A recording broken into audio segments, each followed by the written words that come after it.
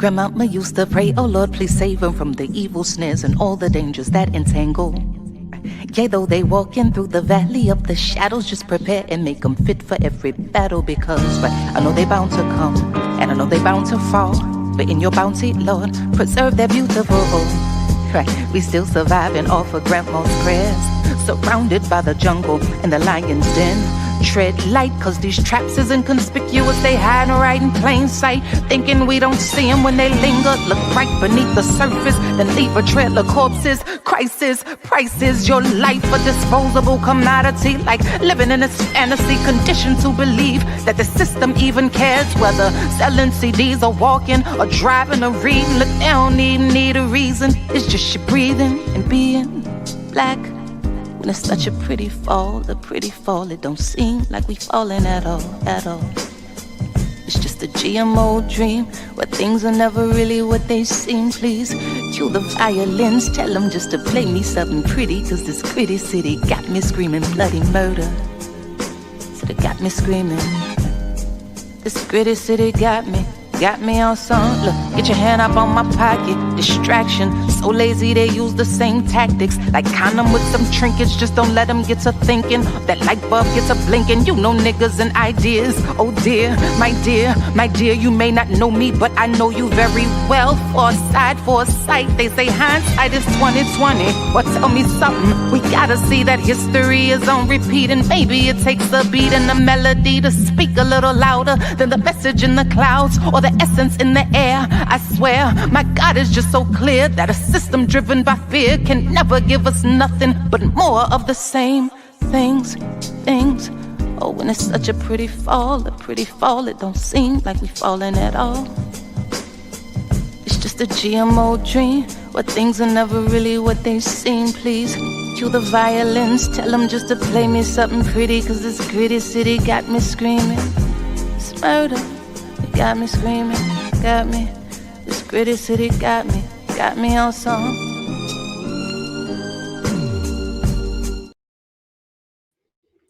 Peace, good people. Welcome to another edition of RSTV. I'm your host, Kalonji Changa, and we are live and direct. This is Black Power Media.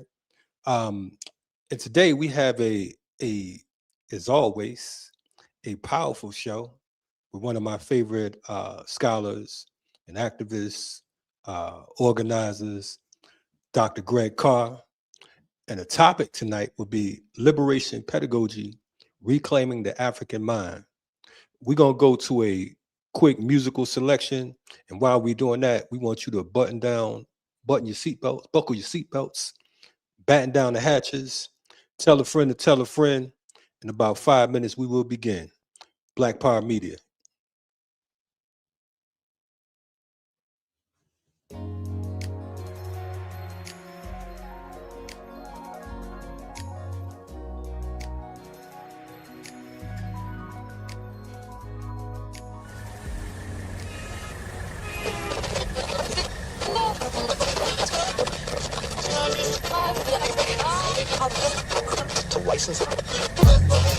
What's up, party people? This is your girl, Sherry Duval, on WTLC, rocking for the hard-working folks. Just getting off of one gig and headed to another. But in this crazy Friday rush hour traffic, I got a jam that'll smooth you out and get you right for the night. I'm about to split, but before I do, an instant classic from none other than Mayamuna Youssef. Dig the lyrics, Jack. She's dropping some knowledge and making you feel good. A little inspiration from your favorite station. A groove to get you in the mood. Some sounds for your get down.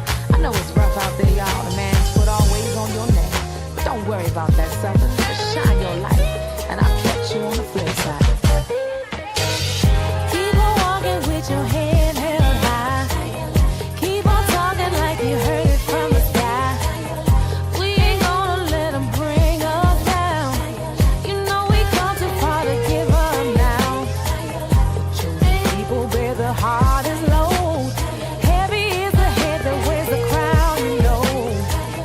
Give them thanks 'cause we got soul.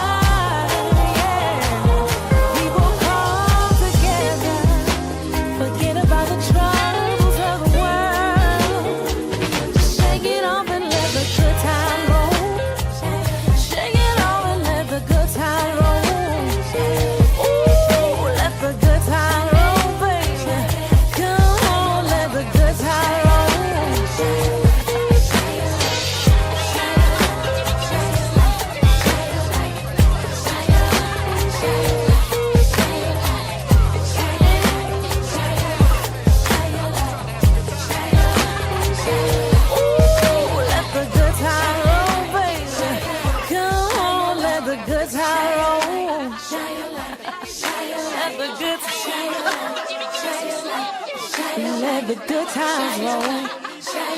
Feels good to let the good times roll. Come on, let the good times roll. Shine your light, shine your light.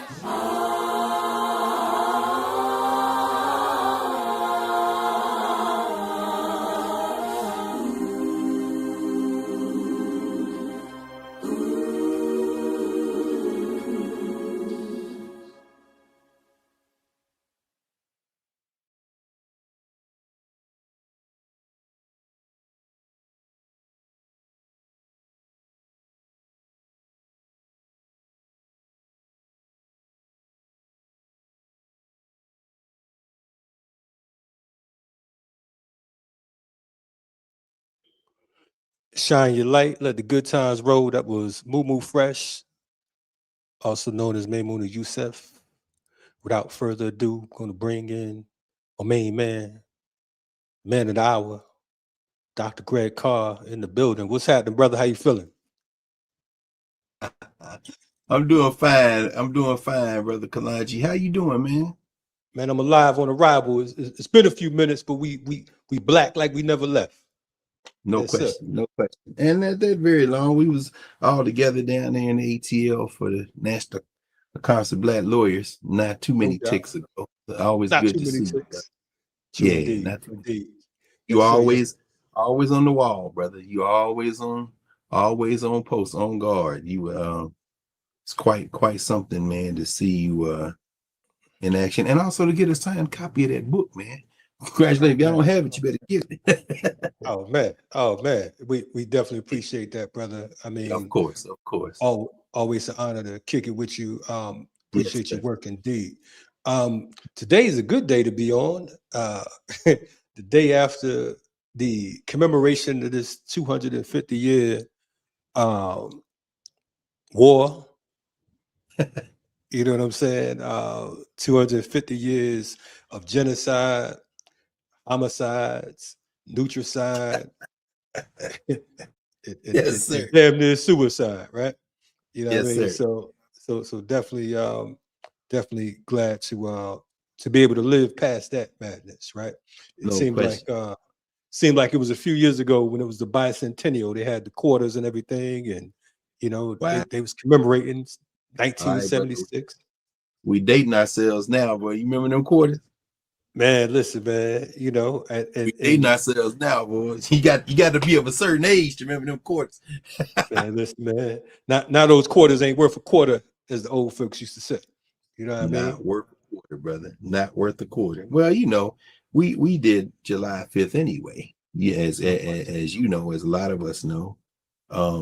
It's nice that a lot of our people have discovered what to the slave is the 4th of July. Our sister Yana Presley read it into the congressional record the other day, late last week before they shut down. And but of course he gave that speech on the 5th of July, 1862 in Corinthian Hall.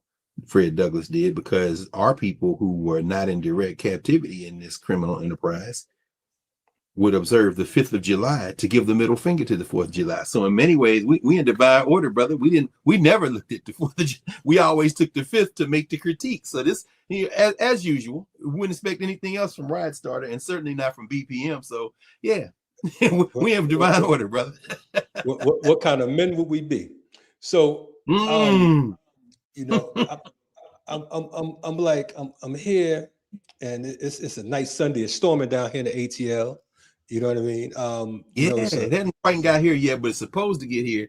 That shit wiped out Bozo's little party last night. It was hilarious. Well, that's a good thing. That's a good thing. Beautiful. You know what I mean? Beautiful. Definitely a good thing. I'm looking at this thing, and I'm like, man, when I hit you up, and first of all, salute to you, because I asked you, could you come on the show? You said, look, I can come this day or this day. We ain't talk about no topic or nothing. I decided on the topic last night. We know what the topic is. You're beautiful for giving me credit for being an organizer, but I know what real organizers do. And so I see you in the street, man, and online. I mean, the organizing is a new cool summit. If y'all haven't seen that, if you didn't catch the live, then you got it recorded there in the archive. Y'all need to see it. So again, the respect. I was posted up reading for tomorrow night over in this online learning platform we have called Narrative in Nubia. We got about 1,500 to anywhere between 1,000 and 2,000, depending on the week. I don't know what's going to be this weekend, but we're reading a book together. So I was posted up doing that. And so when you hit me and I finally saw it, because I went down there to surveil these Europeans. I went down on the 3rd to see what the hell it was. I saw the hillbilly horde trying to get into the Lord and Master's monuments. And so I was backed up and I said, oh man, let me slow down longer to hit my brother. So we worked it out. We ain't got, we're going to chop it up. That's what we do. Amen. Without a doubt. I mean, and I'm thinking, just the title, the topic, Liberation Pedagogy, Reclaiming the African Mind. And that came to my head because I remember one of our previous convos, we talked about First World Alliance. Oh, right? yeah. And, And we, Oh, yeah. and we know that was political education. That was history class. That was all of that. And it was such a beautiful thing that, again, part of the mission of BPM. And of course, we just lost Tony Brown a week ago, Tony Brown's journal. And we think about, him and Gil, but like I said, First World Alliance and the Slave Theater, that was kind of the go-tos, back in the day. Absolutely. And so Absolutely. Bob Law, the big man. Yeah. No question. Rising power, Bob Law, indeed, and so many others that since the last time we spoke. But I wanna get to it, and this whole thing around liberation pedagogy. What does that mean to you when you hear those two words, as a professor and as a scholar? What does that mean to you? Well, Elijah, as I said before I answer the question, no, I think it tracks perfectly with what my thoughts on it. And like I say, we're in conversation tonight.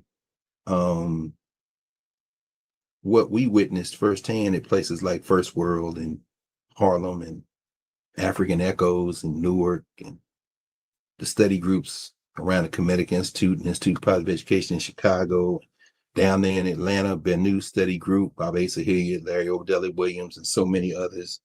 The African Center for Study and Worship in Columbus, Ohio, Baba Mariba Kelsey, Mama Nyambi Kelsey, and their family. Out there on the West Coast, out there with Nzinga Heru and the folks around Caress Temple and Baba Richard Byrd. I'm just thinking about all of it in the Bay Area, Wolde Kite and all that crew, and then people around Marcus Bookstore in San Francisco and Oakland. All of those places, Detroit, Ive Heru Study Group, Dallas, down there. The idea is that all of those places that brought us into this,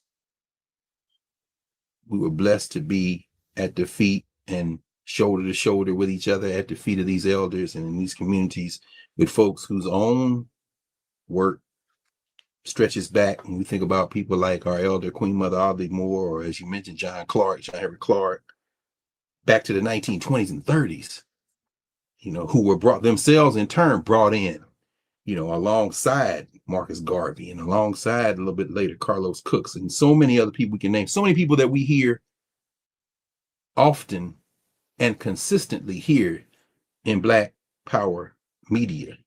And I love how you and the team have seeded the real-time conversations, Charles Nanez, Barron. I'm just thinking about all the people, Baba James Small, everybody you have on here, intergenerationally. I love Moo Freshman. I love how you open up all the time. The conversations you've had with our brother Gerald Horn and just so many others consistently. But I love how you seeded that now with ancestors. Used to be a time when we fight somebody, try to get a tape of a recording of Amos Wilson, but now we can come to BPM and watch him in real time. And so it isn't the same as being there physically, but it's a whole lot better than not being there at all. And the lessons are there. So when I think of finally liberation pedagogy, I have COVID accelerated a process that I think all of us were headed in that direction. The university as a concept for me is completely unsustainable. It costs too much. It's inaccessible. And frankly, the inaccessibility is part of the point, as we know, in terms of a class analysis, class perspective, the question of status, the question of being away from the people. And then for Black people in particular, Black scholars, so to speak, in those spaces, primarily harvesting the stories and the struggles of our people for advancement in this place, whether it be publishing, whether it be promotion and tenure and all that, that is intuitively, I reject that intuitively. And so, rather than write about that exclusively and talk about, professional managerial class and no, you can do what needs to be done. And so since COVID started, I've been really working to put the university and put the academy and all those places on the periphery of anything I'm doing and center the community work, and the technology allows us to do it right up to in this moment. So I guess the short answer in a long way, I not think about it, would be liberation pedagogy for me is learning, listening, teaching, exchanging, dialogue, and it's an extension in this moment of the spaces, the physical spaces, before we had access to this technology, before it was there for us to have access to, an extension of all those places that brought us into this work. So it is really that simple for me.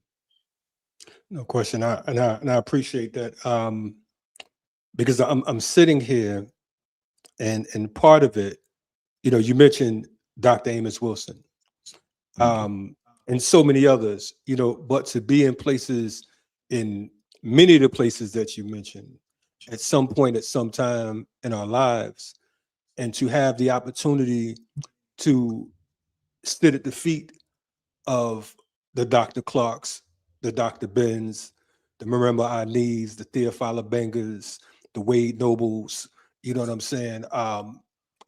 And so many others that the Sister Kefras and Brother Yes. Bills.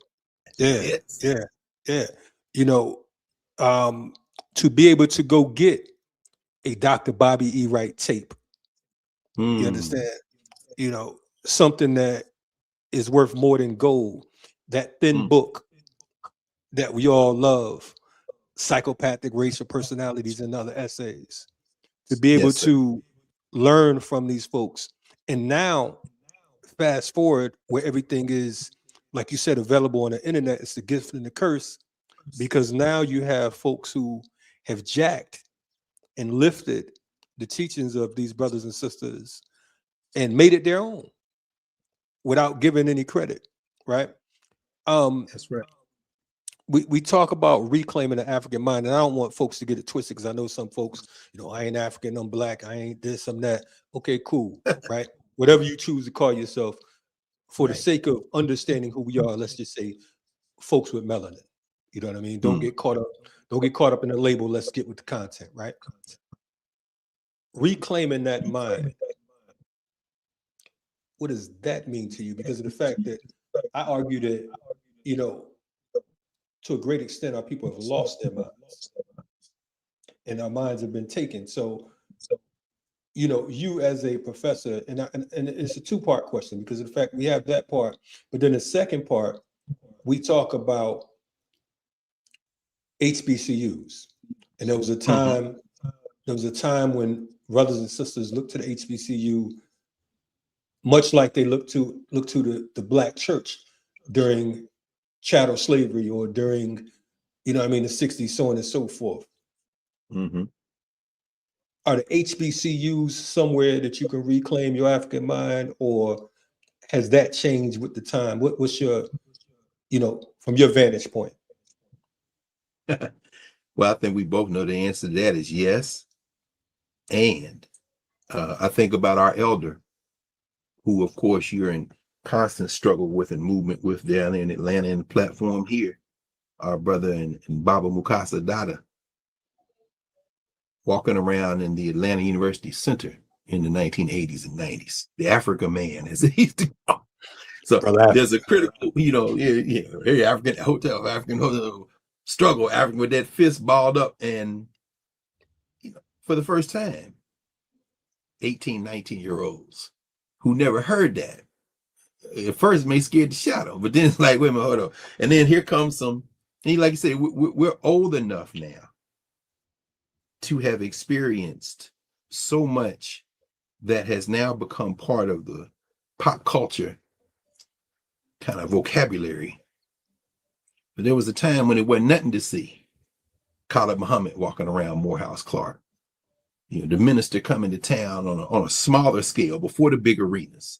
That famous speech he gave back in the late 80s, power at last, forever, after Gaddafi had given him that $5 million, man. We was all there rubbing that power lotion on, getting that soap, man. You know what I'm saying? So, I mean, the HBCU, if nothing else, set aside the curriculum, the administration, the sky-high tuition now, if nothing else, it's a place where our young people gathered. And to think about some of the stalwart teachers who we had and have had at HBCUs, the vast majority of whose names are only known to those who sat in their classrooms, or who spent time with them at their homes, or who followed them into spaces and they said, come, where you going? I want you to go hear this lecture. Those people poured their lives into generations of young people. You won't find them in the bibliography. If you find them, you'll find them with an article here, a book chapter there. If they were fortunate enough to have some time, a book, maybe a small book here and there. Bobby Wright is one of those people. Because they, from the time they were born to the time they made transition, as in the case of Amos Wilson and so many others, too early, because they worked themselves into that condition. They poured themselves into the next generations. It's the purest form of what the ancient Egyptians might call medu yawu, training your replacement. And that's the literal translation in the Meta-Neter and the hieroglyphs. But I also like to think of it as, when we do our job well, we are preparing our upgrades. And so I think our historically Black schools have been invaluable because they've been places where we gathered. Now, like you said, it's a gift and a curse. It's a blessing and a curse, these spaces we have now, digital spaces, because now everybody can talk, which means everybody can talk. And, I'm thinking about, we were talking about this yesterday, Prof. Hunter and I, Karen Hunter, we're next week, as Muslims would say, inshallah, we would have our 331st consecutive week of doing this in class work we've been doing, because we started in deep COVID and we don't miss a week.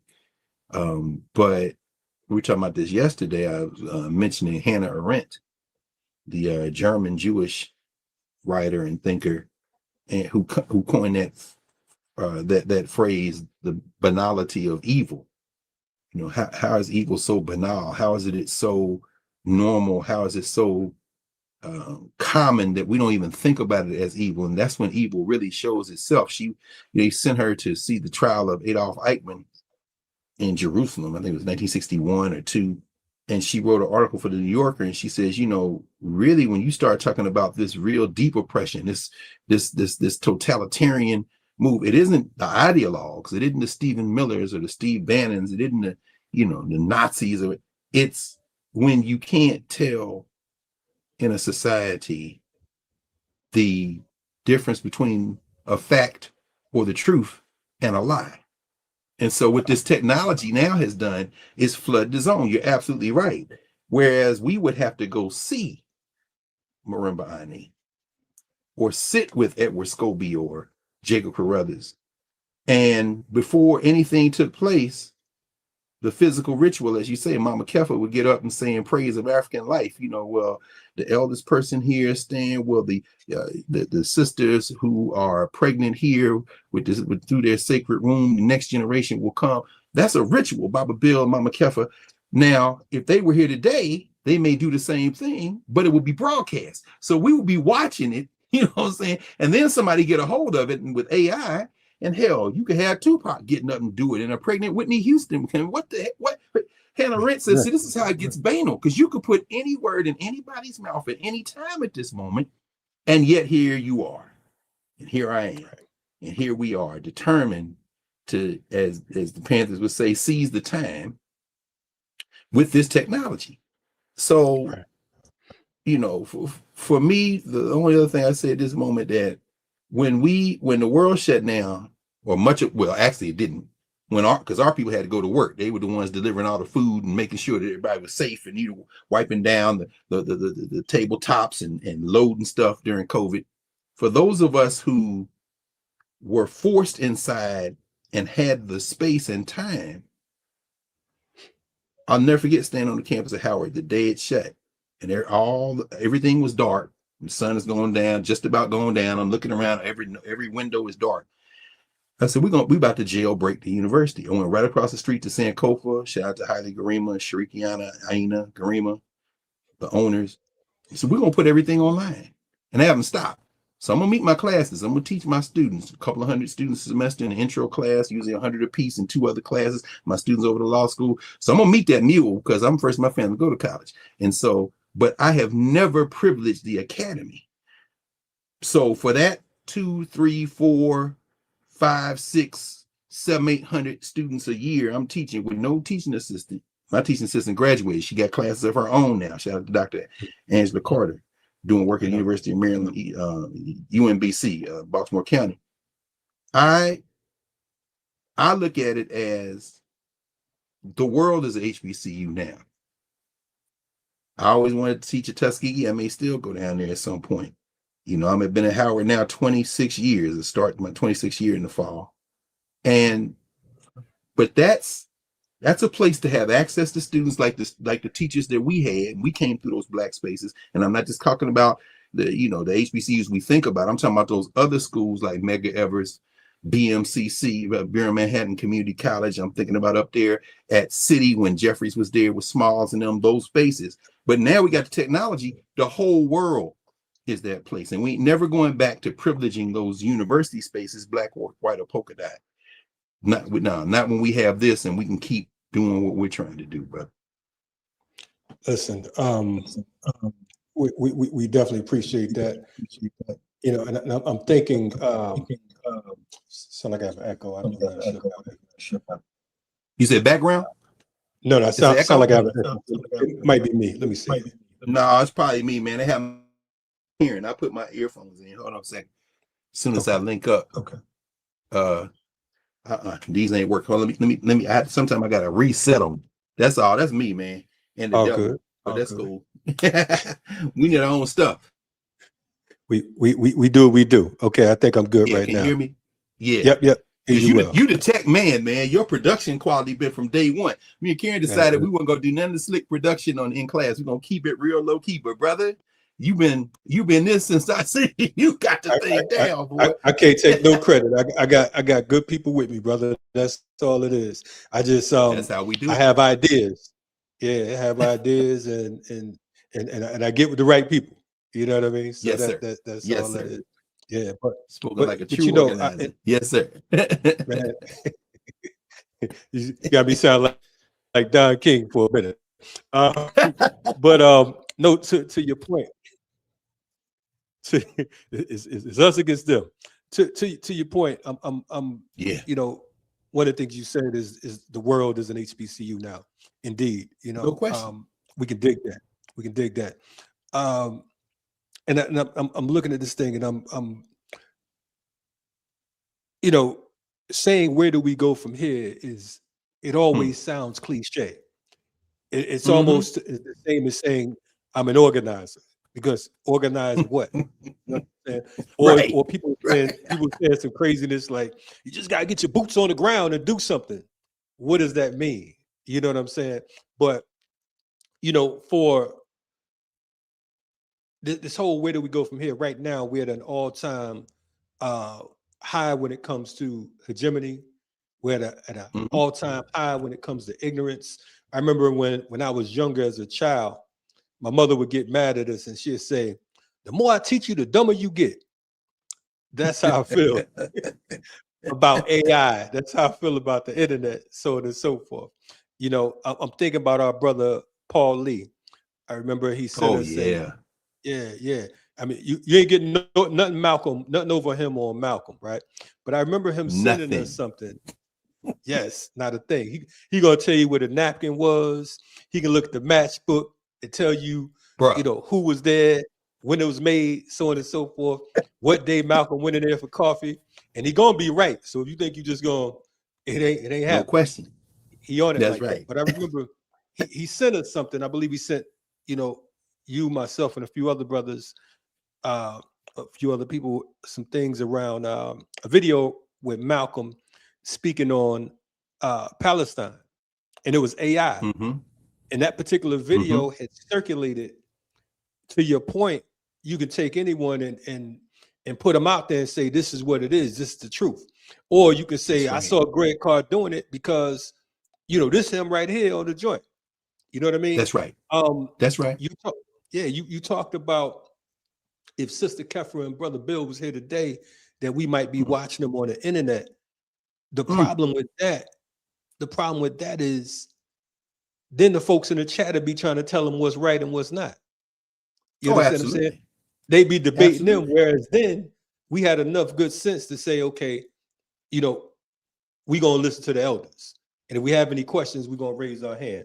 But I want to ask you right now, with technology, because you spoke on it a little bit, you know, what are the pros and the cons? Because like you said, you didn't stop when it came to COVID, and it also boosted you and Sister Karen up to bust out 300 and something shows. I mean, that's gangster right there. I gotta take my, if I had a hat on, I'd take it off. Can't take my locks off. But but you do multiple shows a day, every 7 days a week, brother. So I just mentioned that because I watched y'all do the same thing. I watch you change platforms, but what I saw was that whatever you were in, you're consistent as the sunrise, brother.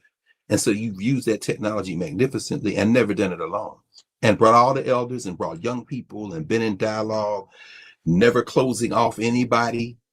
So yeah, we're doing that work. So yeah, I appreciate what you say, man. It takes a lot of preparation, as you know and I know, because that's what we do. Right on. So with that being said, like, what would you say? Okay, boom, here we are. You know, again, thinking back to those days, to the glory days, and the days when we actually we all read books like you do, because like right now it's that's an all-time low. You know what I'm saying? It's an all-time low, brother. Yeah, and it's like they talk about books as if it's an ancient thing. But I want to ask you, like, with these tools for resistance, tools of resistance, you know, what would you advise your students? I mean, how would you advise your students? Because of the fact that you have all these brothers and sisters come through, you know, when we talk about being able to not only be consistent, but to be steadfast and to be able to utilize, as a wise man would do, all tools. How do you approach your students with lessons of liberation, and at the same time be able to maintain, you know, to be able to stay in position? Brother, as you're talking, I'm looking down because I'm really trying to think about what that looks like. I'll say it changes every cycle, and within those cycles it changes from moment to moment. I think about Dr. Clark, and I definitely took this directly from John Clark, when John Clark would say, in order to teach the lesson, I have to first hold the student's attention. And he talked about, you know, when he was with the Harry U. Act program in Harlem, and among his students was a young teenage kid who was a basketball prodigy named Lou Alcindor at the time. And of course, if anybody doesn't believe that John Henry Clark taught Kareem Abdul-Jabbar, all you gotta do is read Kareem Abdul-Jabbar, who writes about that, being one of Dr. Clark's students. He said, but it's very different at that moment in the 60s, where you've got a guy in a room with a bunch of young people, and he's talking with them, and he's showing them some slides, maybe some images, but they all have books. And those who don't have the reading skills that are on par perhaps with other students still have some basic reading skills. And it doesn't matter because he's going to move collectively. They're going to do, and he's going to set a standard that he expects them all to reach, and they will reach it. They'll reach it as individuals, in part because they're going to be helped by the other people in the class. And, obviously it's not a perfect world, but fast forward to now, I remember when I first started working for the schools of Philadelphia, I had just finished my PhD and I spent a couple of years there working. That's when we set up Philadelphia Freedom Schools, among other things. And then I continued to work with them after I came to Howard a couple of years after that. And I still work with them. In fact, the 20, I guess this is the 27th year of Philadelphia Freedom Schools, started last week. But when I started, one of the major challenge we had when it came to reading was illiteracy. Students could read even perhaps at a lower level, some of them, but they could all read. But then there was the choice not to. And I think a lot of that has to do with how we engage students. As Dr. Clark say, how you hold students' attention, get the attention, hold the attention. Sometimes it's at, current events or pop culture, but always it involves starting with who are you? As Paul Robeson told Harry Belafonte, when you want to help people, if you want people to help you, if you want to build something, learn their songs. If you learn the people's song, then they'll want to know who you are. Why did you take the time to know something about me? Well, it starts that way in the classroom, as we know. The digital environment, I don't think is different in this regard. What we call the chat, and in Nubia, in the learning platform we call it the Mbongi, because, an Mbongi means a house without rooms. In other words, a house where privacy has no room. We're in a circle. So, and as the Kikongo people would say, Baba Fukiao, as we know, our elder ancestor would say, what you think belongs to you, but what you say belongs to us. Well, we call it the Mbongi instead of the chat. But either way, it's the same general principle. When we're in a classroom, people are talking. There's an energy, there's a rhythm. People say something, you hear somebody snicker or somebody laugh or somebody say, nah. So, well, wait, Charles, what you heard, Kwame, what you? So let's you can pick that up, obviously, and increase. Digitally, none of that is there. And however, people sitting in isolation, maybe somebody else is there, maybe not, most time not, including tonight. What y'all call it when you first started the platform and put together Rise Starter and contributed to Black Power Media in the early iteration with the undefeated chat, or all the names y'all had for that. Oh yeah, exactly. So but people feel maybe there's no protocol that can be established when you're not physically in community. I think it works both ways at that point. Then there's less of a filter. So now you're saying the thing that you might have said after class or under your breath. Now you're just going to type it. You're going to chat it. Right.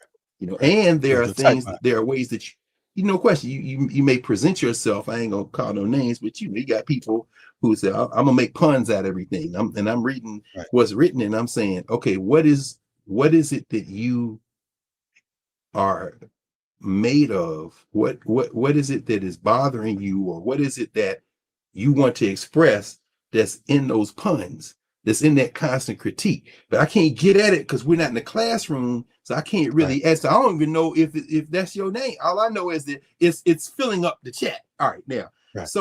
But as a co-learner, as a teacher, as a listener, as somebody in the process, how do we move from a space where John Clark could look you in the face, Merle Bonnie could look you in the face up here at Hunter College, to a digital place?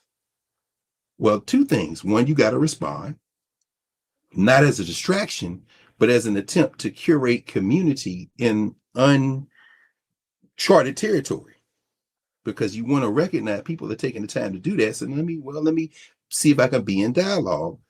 Then at the same time, that's one. The second thing is, there is, like that quote we always hear people quoting Dr. Clark when he had that debate over there, and I guess it was in Brooklyn. I think it was in Brooklyn with Guy McClain Rogers and Utrice Leeds, who used to be at the City Sun, Mary Lefkowitz, who wrote Not Out of Africa, and they were debating ancient Egypt and all this kind of thing. And at one point, Dr. Clark said, I've spent my entire adult life learning and teaching and reading and studying the African experience, African world history.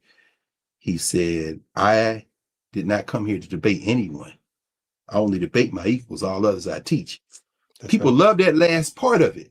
But what they rarely, if ever, quote is, I spent my whole life studying this. So if we in the digital thing, somebody gets in the chat, say, that's bullshit. The Moors came over here. Brother, we not Africans. We are indigenous to this country. And you're thinking, I just want to know the source. Now, the easiest thing in the world would say, you have watched the wrong video, or you've been listening to some craziness, or you are damaged, as we all are, through the trauma of captivity and the subsequent trauma. So I understand what you want, but no, instead of saying that, because that would shut it down.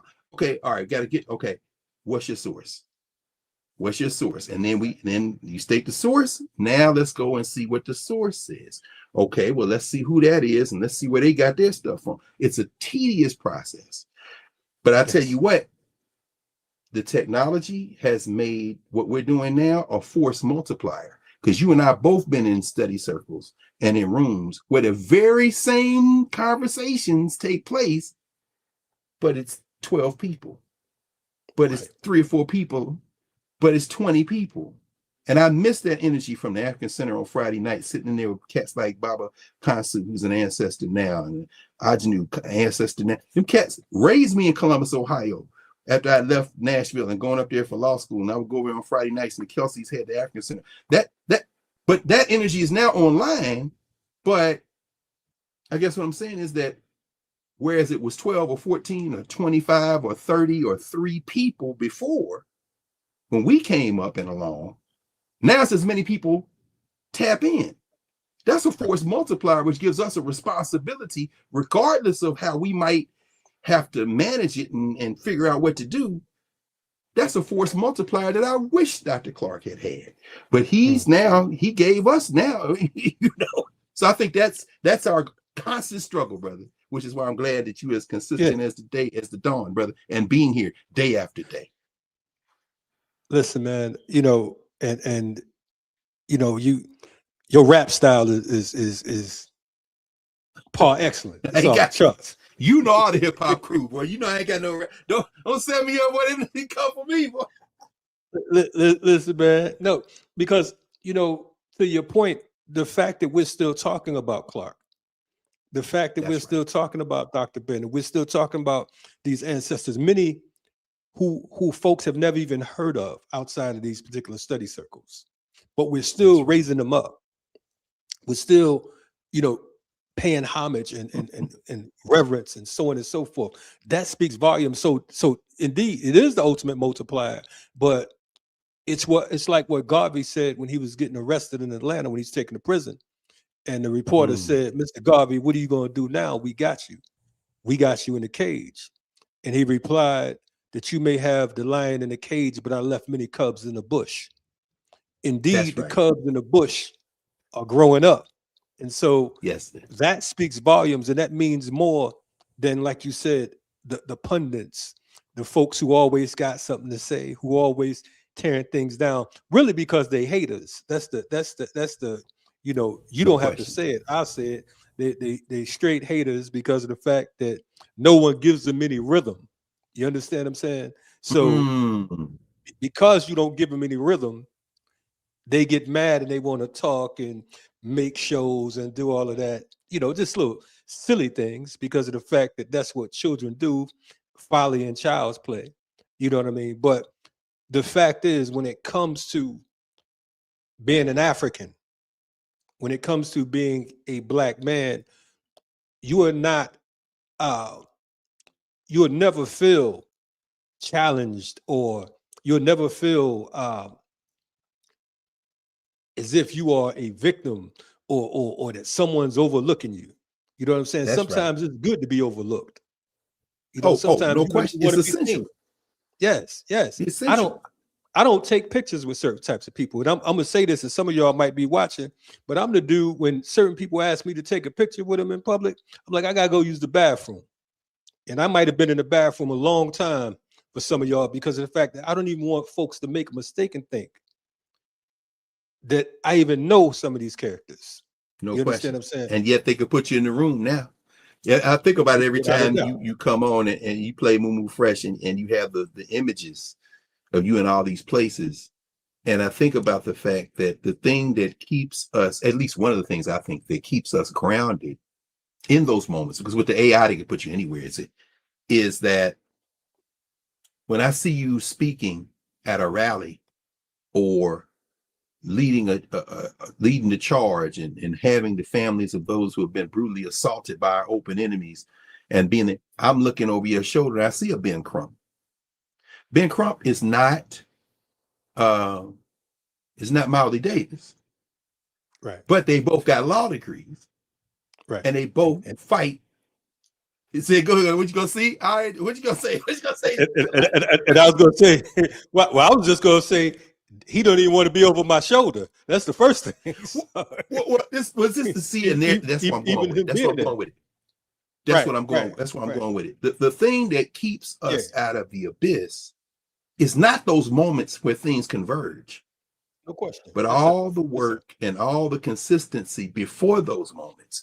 Now, of course, we have to police ourselves, because if you see any of us in a space where you be like, well, what they doing there with so-and-so? What we have to always be mindful of is that, I think anyway, is that us being in spaces like that may lead people then to question. And my thing is, ask the question, make the observation, let's have the conversation. I mean, you've been in spaces, man, where, okay, I don't get down with this person or with this organization, but there's something in this convergence that I need to help what we are doing. And so I can go in that room. Now, somebody else may go in there and stay in there a little longer and be like, why you staying? Because I saw you go in there, so I thought it was all right for me to go in there. Now we got to be real careful. But as you say, whether it be Crump and I just mentioned Ben Crump because, of course, when you play the introduction, you see him there and you see a lot of other people there too. You know what I'm saying? So I guess what I'm trying to say is that, think about the times I've been to the White House. I was there today. They signed the Juneteenth bill. Shout out to my sister Ajua Azamore, who asked me, "Can I see you? I'll be down there." And I'm standing with Mother Opal Lee. She talking to Biden. And I shook his hand. We started talking, and then I don't know who took this picture, but he said, "Oh, you teach at Howard?" I said, "Yeah." He said, "My favorite HBCU is Delaware State," which, of course, he, senator from Delaware, Tony Allen, president of Delaware State. He get okay. I said, "Well, I teach at Howard, but I went to Tennessee State, which is, as you know, like Delaware State, a field Negro HBCU." And he was like, and then there's this picture of Mama Opal. She's like, "You're talking to him like this?" Care who this guy is, man. What you talking about? But my point is that people, we have to be careful, because I think sometimes when we're in places like that, we have to be careful that we don't legitimize those spaces. But I think in your case, in my case, I aspire to that anyway. I like to be consistent. And in a lot of people we know space, when you see, man, look, Baba Mukasa, I was in, where was I? We were in Montgomery this summer for the Fred Gray Institute. And we went by the National Park Service, Selma to Montgomery Trail. They got that Montgomery Center. And here's Mukasa Ricks with these white people, because, when they jumped on them down there, you got all these, young whites, the Schwerners, the Goodmans. Mukasa know all them people. I'm saying, but you can't, when you see him in there, because it's who he is and you never mistake when you see him in a picture with somebody. Why you over there? No, that's Mukasa. Okay, I'm cool with it then. Because I know that whatever he's doing, he's not selling us out. I mean, so I think that's the thing that keeps us out of the abyss is if we live our lives right, it don't matter what space we go in. If people see us in the space or with somebody, they're going to be like, oh, no, you must be representing us. At least I hope so. But in the age of AI, they can put us with anybody, brother. And that's the thing we can't control. That's definitely factual, and I appreciate you. I appreciate the kind words. One correction, that was Sonny Patterson on that intro, as far as that. My bad. With the pictures. Yeah. No. It's my cool. bad. I for a second I was like, but I did play Mumu today, so it's all in the same family. Yeah. Yeah. Thank you for getting me straight. I swore that was Ben Crump over your show. I guess. Oh no, Okay. Unfortunately, it was Ben Crump, but I mean, one thing I say about Ben is that, in a moment, if you're a family, and look, brother, work with more families than you will ever be able to count. That's another one of the many things I respect about you, brother. When you jammed up in a space, it's one thing to have the right politics. It's quite another not to know how you're going to pay your rent. And so I was just in Tulsa back last month with, among others, Tiffany Crutcher, my man DeMario Solomon Simmons, lawyer there, working real hard for Greenwood. And of course, Tiffany Crutcher, as what they did to her brother Terrence. Tiffany 10 toes down. There are rooms Tiffany goes in that I know she don't be in that room, but she got to be in that room because she got the Terrence Crutcher Foundation. And so what I'm saying is that Ben Crump will go in a room and force a city or a polity to come up with a check. What, are y'all gonna take care of their kids? I understand mutual aid. I'm down with it. I'm all that. But the rents do, motherfucker. You know what I'm saying? So the one thing I would say, it's just funny how I just think, Crump. Right. Yeah. But anyway, I just thought about it because it's a complex thing. Yeah. No, and and to your point, that's the reality, because we also recognize that we're talking about nation building, and we're gonna have all types of jackleg preachers, bootleg attorneys, the whole nine. This is what comes with war. This is what comes with being African. This is what comes with existing on this planet. But the thing is, your point, it's always someone that's looking for a reason to say, "Oh, see, I seen him with this one. I seen him with that." That's right. When, like you said, when you can bring me to a dog show and you can dress me up with the collar and you can give me a manicure and feed me the finest, whatever the case is. But if you put your hand in my mouth, I'm locking down because I'm a pit. So you have to be clear. You might have thought you had a poodle. You know what I'm saying? That's right. You might have thought I was one of these other dogs, but it's a different program. That's right. And so as long as we clear about that, then we won't have no worries. I'm definitely honored to have you on. I want to ask you something. I'm not gonna hold you up. I don't know what your schedule is. Okay, good. Because you know how we do. We start rapping. It's all good. Yeah, we chat it up, man. And people like, damn, they've been over hours now. You're right. Man, listen, yeah, and be confused that we would even be talking to each other because of the fact that, to your point, you have so many folks who make up shit and they feel like, oh, well, he don't like these type of people, and this one don't like these type of people. We're talking about an understanding of our people and our liberation and what's important as far as us being African people. I want to ask you, to that point, when was the defining moment that you said, look, I'm going to teach, I'm going to quote unquote speak truth to power, I'm going to tell the truth, I'm going to declare myself an African in this colony? When was that particular moment? Because of the fact that I know that, you've had different times in life where, as all of us, we have those transformative moments. So when was that, and who, if you were to credit any 1, 2, or 3 people, Africans breathing or ancestors, that assist in sparking that particular energy to put you on that path? Well, let's see if this tracks for both of us, brother. Who would you say would be maybe some of the earliest influences in your life on this walk as an African who wouldn't have called themselves Africans? That's thick right there. That's deep. I would say a brother I know that hustled on the street, that understood the importance of community, that assisted in feeding folks, who assisted in securing situations, so on and so forth. Folks like the Bumpy Johnsons. You know what I'm saying? Yes, sir. Yeah. Yes, sir. A Detroit Red growing into Malcolm. Yes, sir. Because I think that it's important. Sometimes we want Malcolm without the Detroit Red. Sort of like what Fred Douglass said, we want the rain without the thunderstorms, right? And I'm paraphrasing. So I would say Oh those yeah, particular that's right. brothers. Yeah, and I would also say, you know, a Sonny Carson going into a Bubadiki. So yeah, so Yeah, I would say folks like that. Then of yeah, course, you know, the Malcolms and the Hueys and so on and so forth, the Patrice of Lumumba's and all course, that. of You course. know, and I would before that I would say my grandfather, my uncle. So I would start with those What was it particular about guys. them? Well, my grandfather, again, another brother that was that understood uh, organizing from a street perspective. That's where I would say I got Hmm. my fire and my energy from. My uncle, he was sort of like my grandfather, but in the light of, you know, always dropping some type of jewels, so on and so forth. But he was street, he was gangster, but he knew that the white man was the devil. He knew that you know that the folks in Israel right now, you know what I'm saying? He talked about them back then. He talked about us being original people, and he was a Hmm. but he was what we would call an all day hood nigga. You know what I mean? Yes, So sir.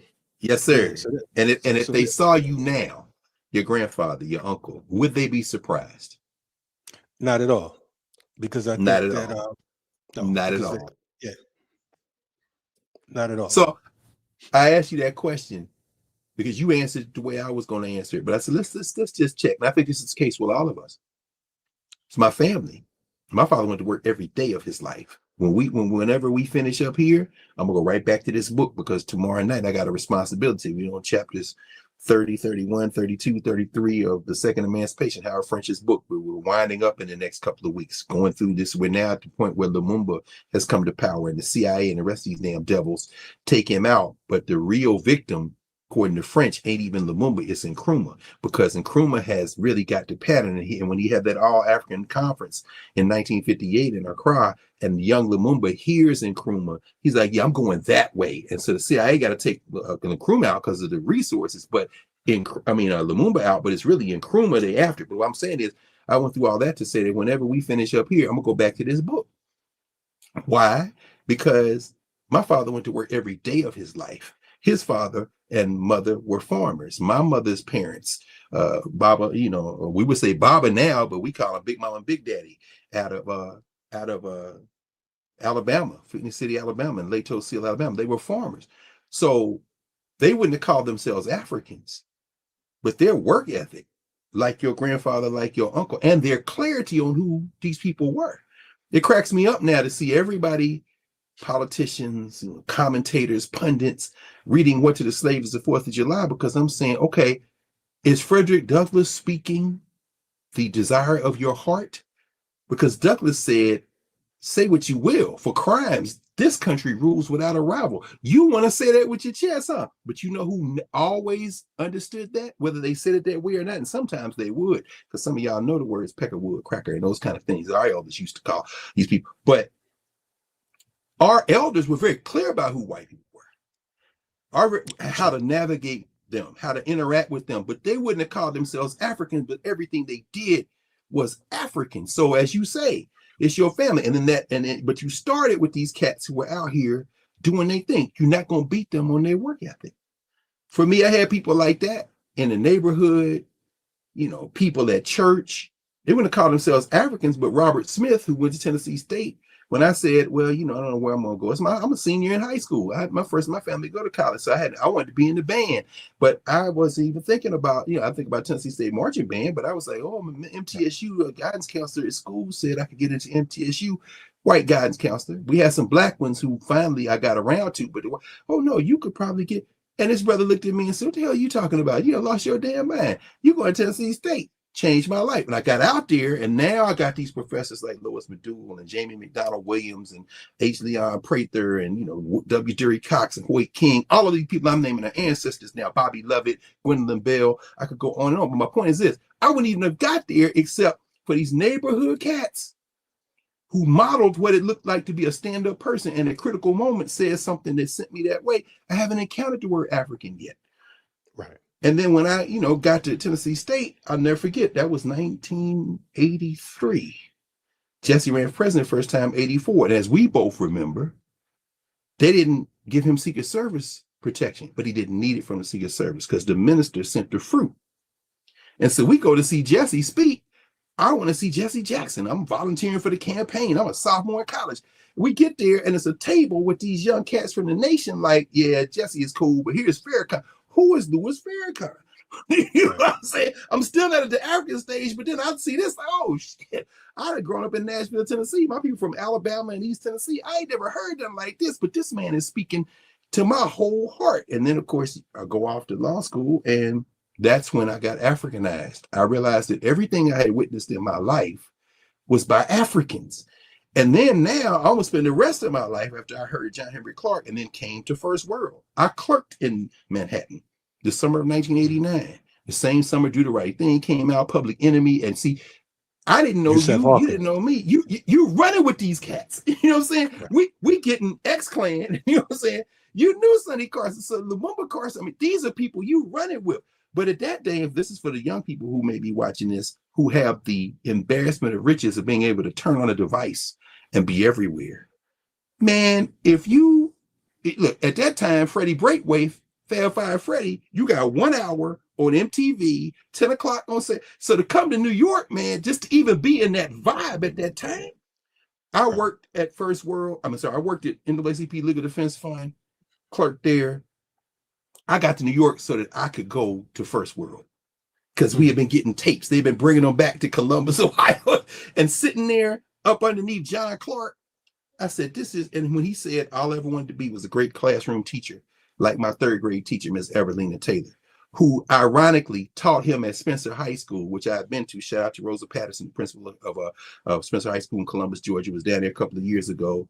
Good sister. She went to Howard. None of this is in my reality. But when he said that, John Clark, who was born not an hour from where my mama was born, he's in Union Springs. My mama's out there in Lato and Seal, Alabama, across the bridge from Columbus, Georgia. I know none of that. All I know is when he said that, that shit clicked. I finished my law degree, but I didn't go into the work of as being a lawyer, although I teach at Howard Law School now, I have for the last maybe almost 15 years, because I respect the intellectual work and what needs to be prepared. But that moment, I said, I'm gonna be a teacher. So that led me to that. And of course, there's everything else, just like it is with you. We can name a bunch of people, but it started like you started. That's why I asked you. It started with our people. Our people are Africans. Well, they say, what you call? And they're not Africans by the label. They're Africans by what they do, how they move through the world. Indeed. No question. No question. That's another reason I don't have contempt. No, I've stopped saying that because it's not true. I have to be very careful in spaces where there are Africans who have either forgotten that or never learned it. Because those people share a sense of where we are for the most part. But I have to be careful because, I don't want to beat them up because I see Black folk. I'm talking about the Ivy League professors, HBCU professors and administrators for that matter, petty bourgeois. It's real easy to call somebody petty bourgeois. And then you realize you one generation away from the plantation, 2 generations away from the farm, rather, maybe 4 generations now from the plantation. And your people that you're standing on their shoulder, now we say that's the wrong metaphor. The people who have sent you into this space, into the future to represent them, you have now come under the influence of our open enemies. And so now you're confusing the assignment. So our work as learners, as co-learners, as teachers, is to constantly introduce us to ourselves, to rebuild that memory. So, but those people, I don't beat them up in part because I see the pain, I see the torture. That's right. Conferences, they reading papers, they have conversations, you see them kikiing, and then when the conference is over and the workshop is done, the panel is done, you see them in the hallway. You see them trying to get, where we going to eat? Well, you couldn't say that in there. You know what I'm saying? But I know you want to say, yeah. No, you feel it in your chest. No question. And we're going to say it with our chest. And guess what? Y'all can say, okay, here they come. But what did Malcolm say? I'm the man you wish you think were. You are. Right, it's not, but you think you are. Thank you, Bob. You think you are. In other words, I don't begrudge them because I know we all feel the same way. Sure did. So I mean, you know, I'll say it. You like when you say Kalonji, I'll say it. You ain't gotta say it, I'll say it. Yeah, And that gives us a relief, you know. So anyway. Yes, sir. No, I really, really, really, really appreciate that, because and the thing is, unfortunately, they get confused into thinking that you want to attack them or that you want to brown Right. I'm just a reminder. We talk Come about on. Kepra. We resurrected. We taking it back to where we were. You know what I'm saying? That's right. We talk about Sankofa. You know what I'm saying? You got to know where you've been in order to know where you're going. You can't just get a chapter out the book and say you read the book. You just can't get a book and say that. No. Start talking about Luxembourg and talk about Luxor. You know what I'm saying? You can, that's right. You know, I said Luxembourg, but you can't talk about Luxor. You can't talk about what we built and all that type of stuff if you're not familiar with the architects. And there was architects. You know, yes, sir. Go ahead. No, I was gonna say is because you were saying that. You know what comes to my mind, man? I remember one time we had I'd encouraged these young people at Howard. This is 20 years ago. They had invited Marimba Ani and Chokwe Lumumba. Wow. And oh man, yeah, because you know I had them reading and studying, you know, because a lot of these young people hadn't been introduced there, but then a lot of them at HBCUs come out of those spaces. I was laughing. I was down at the shrine. Yeah, and Marimba. Oh, no question. Oh man, now you wanna? There was a time. Oh man, see, I know we. I remember the first time I asked my Marimba about her years as Donna Moses.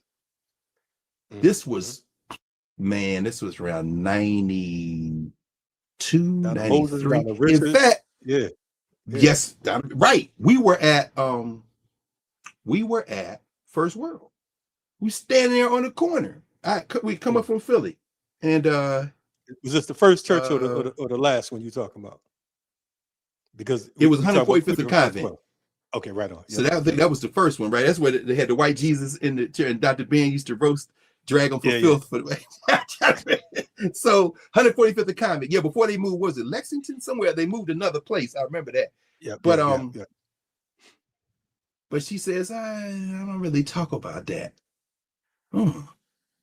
Okay. Over the years, though, as we got to know each other, I remember one time Jifa was in undergrad. She was at Howard. She had come to Philly, and my assignment was to pick her up. She came to campus, Temple. I was working at the Charles Block's collection. And my assignment was to get her to New York because we had a meeting over at Hunter College.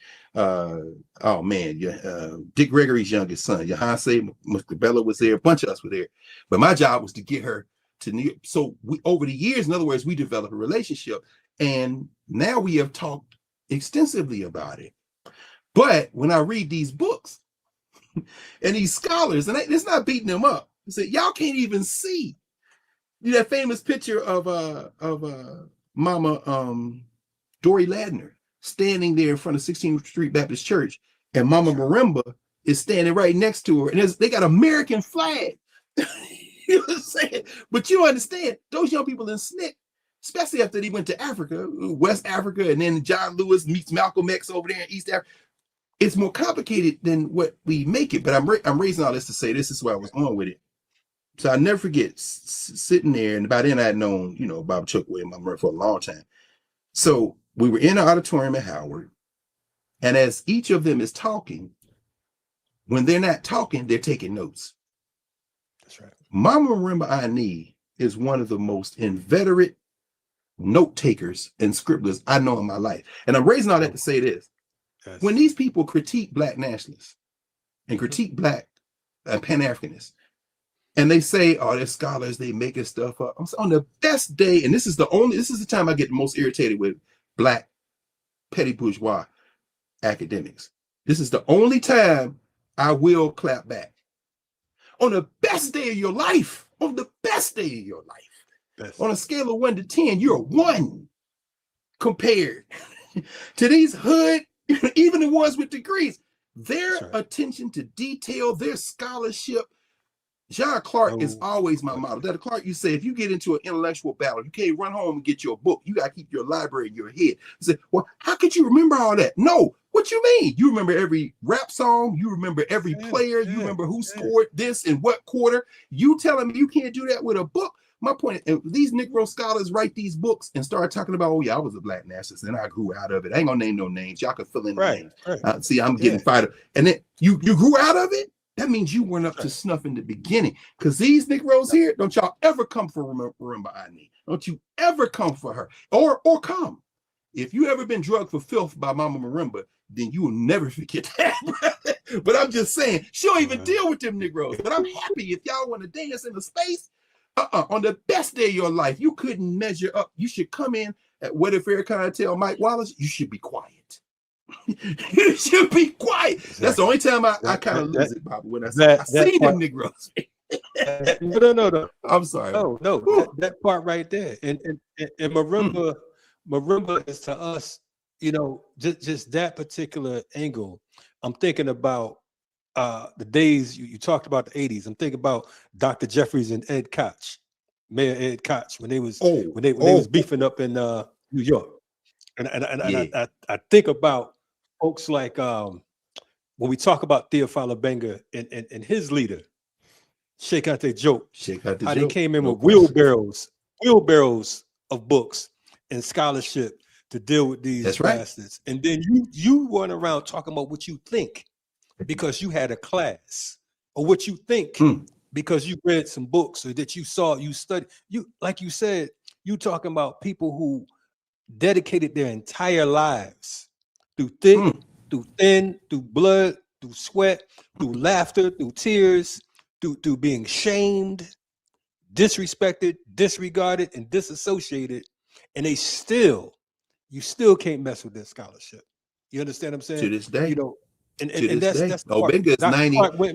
He be 90. He be 95. He'll be 95. He's in Congo. But like you said, when I got my PhD, people said, Dr. Carr don't mean nothing.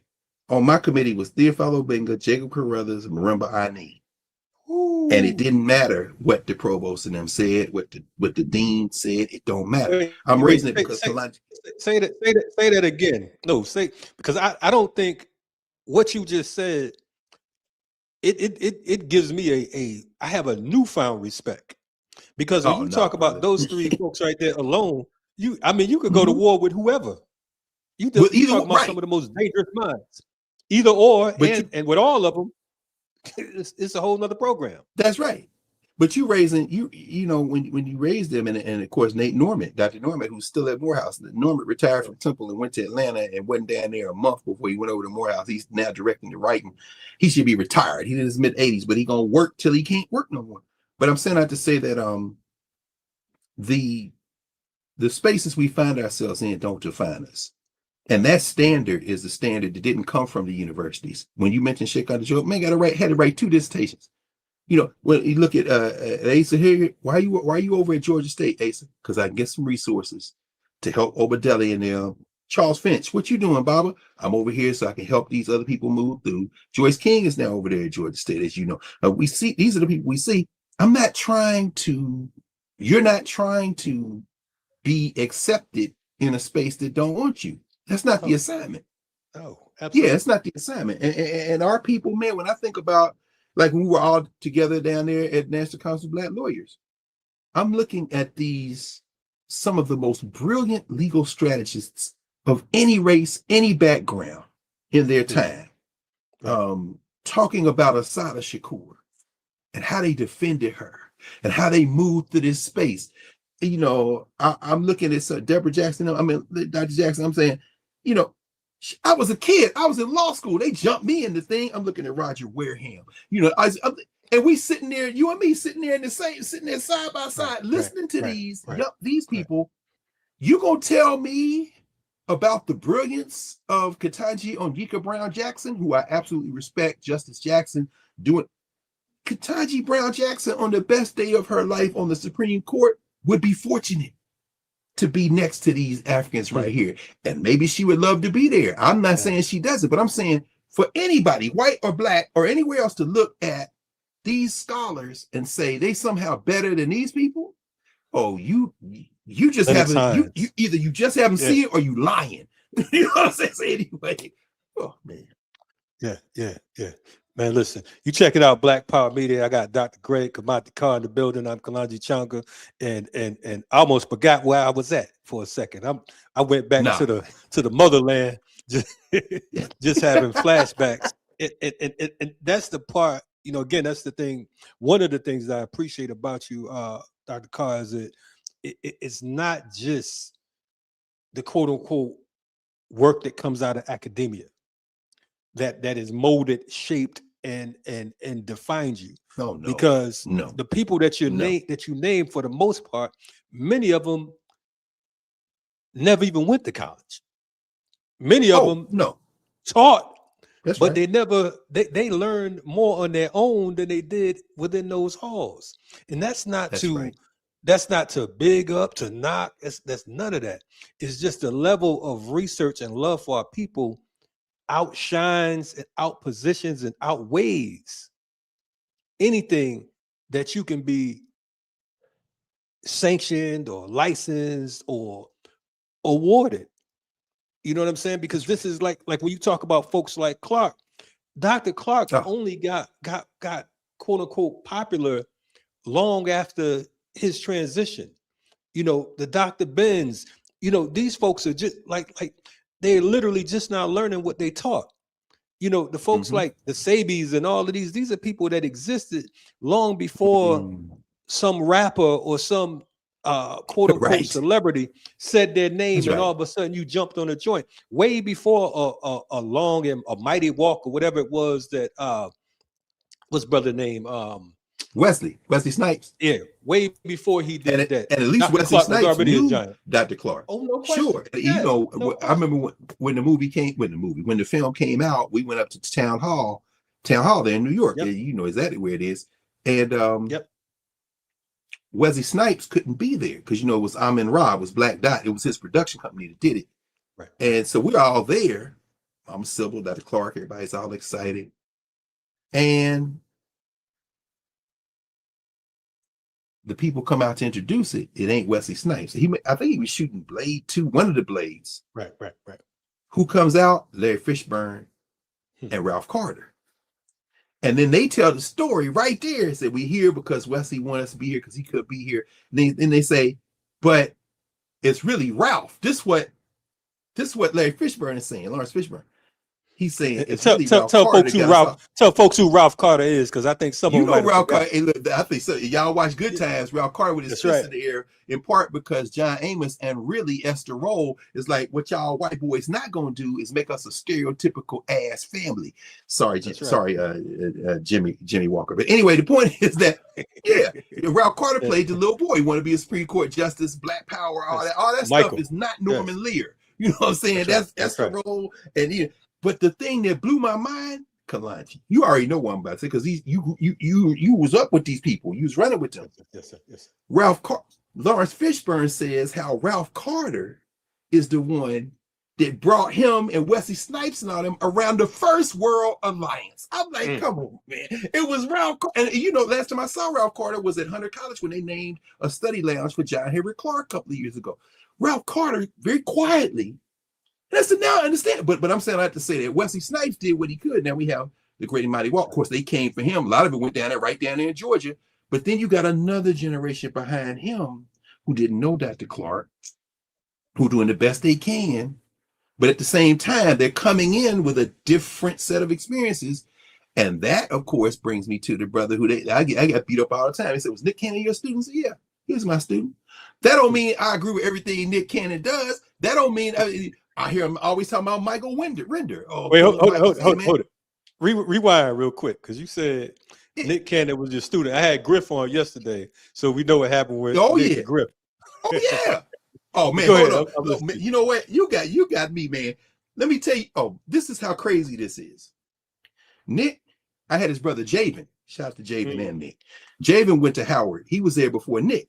Nick decides he's going to school. The whole world thought it was a publicity stunt, me included.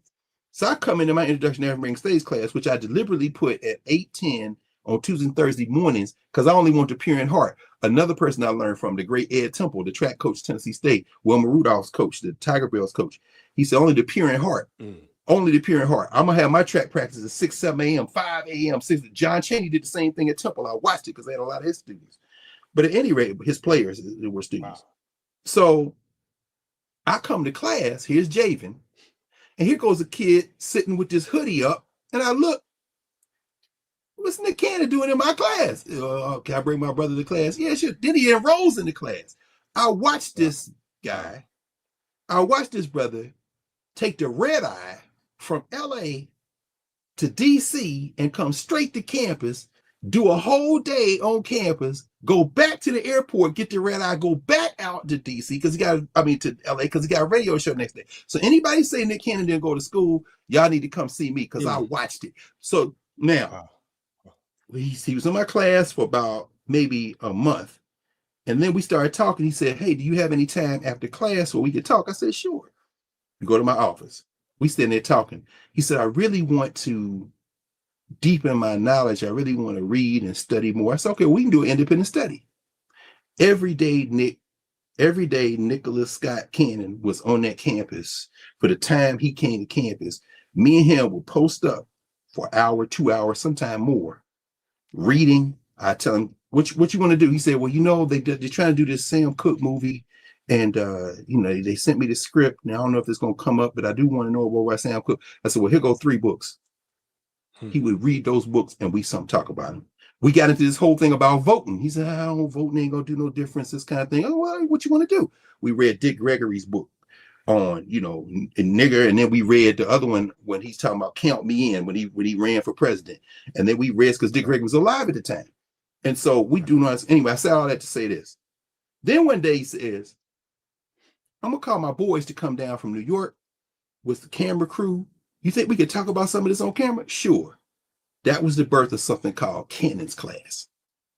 And he would do it right there on campus. And we did Columbus Day, and then I would bring other faculty in. My man in psychology, Jules Harrell, Kevin Washington, the psychologist, bring Natalie, what was Natalie's last name? She wrote the book on the Clotilda, the first major book on the Clotilda in Alabama, Africa town.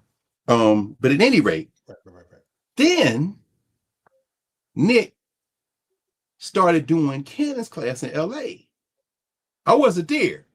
It's me and him in Cannon's class in DC. He started doing Cannon's class in LA. Umar Johnson, Professor Griff.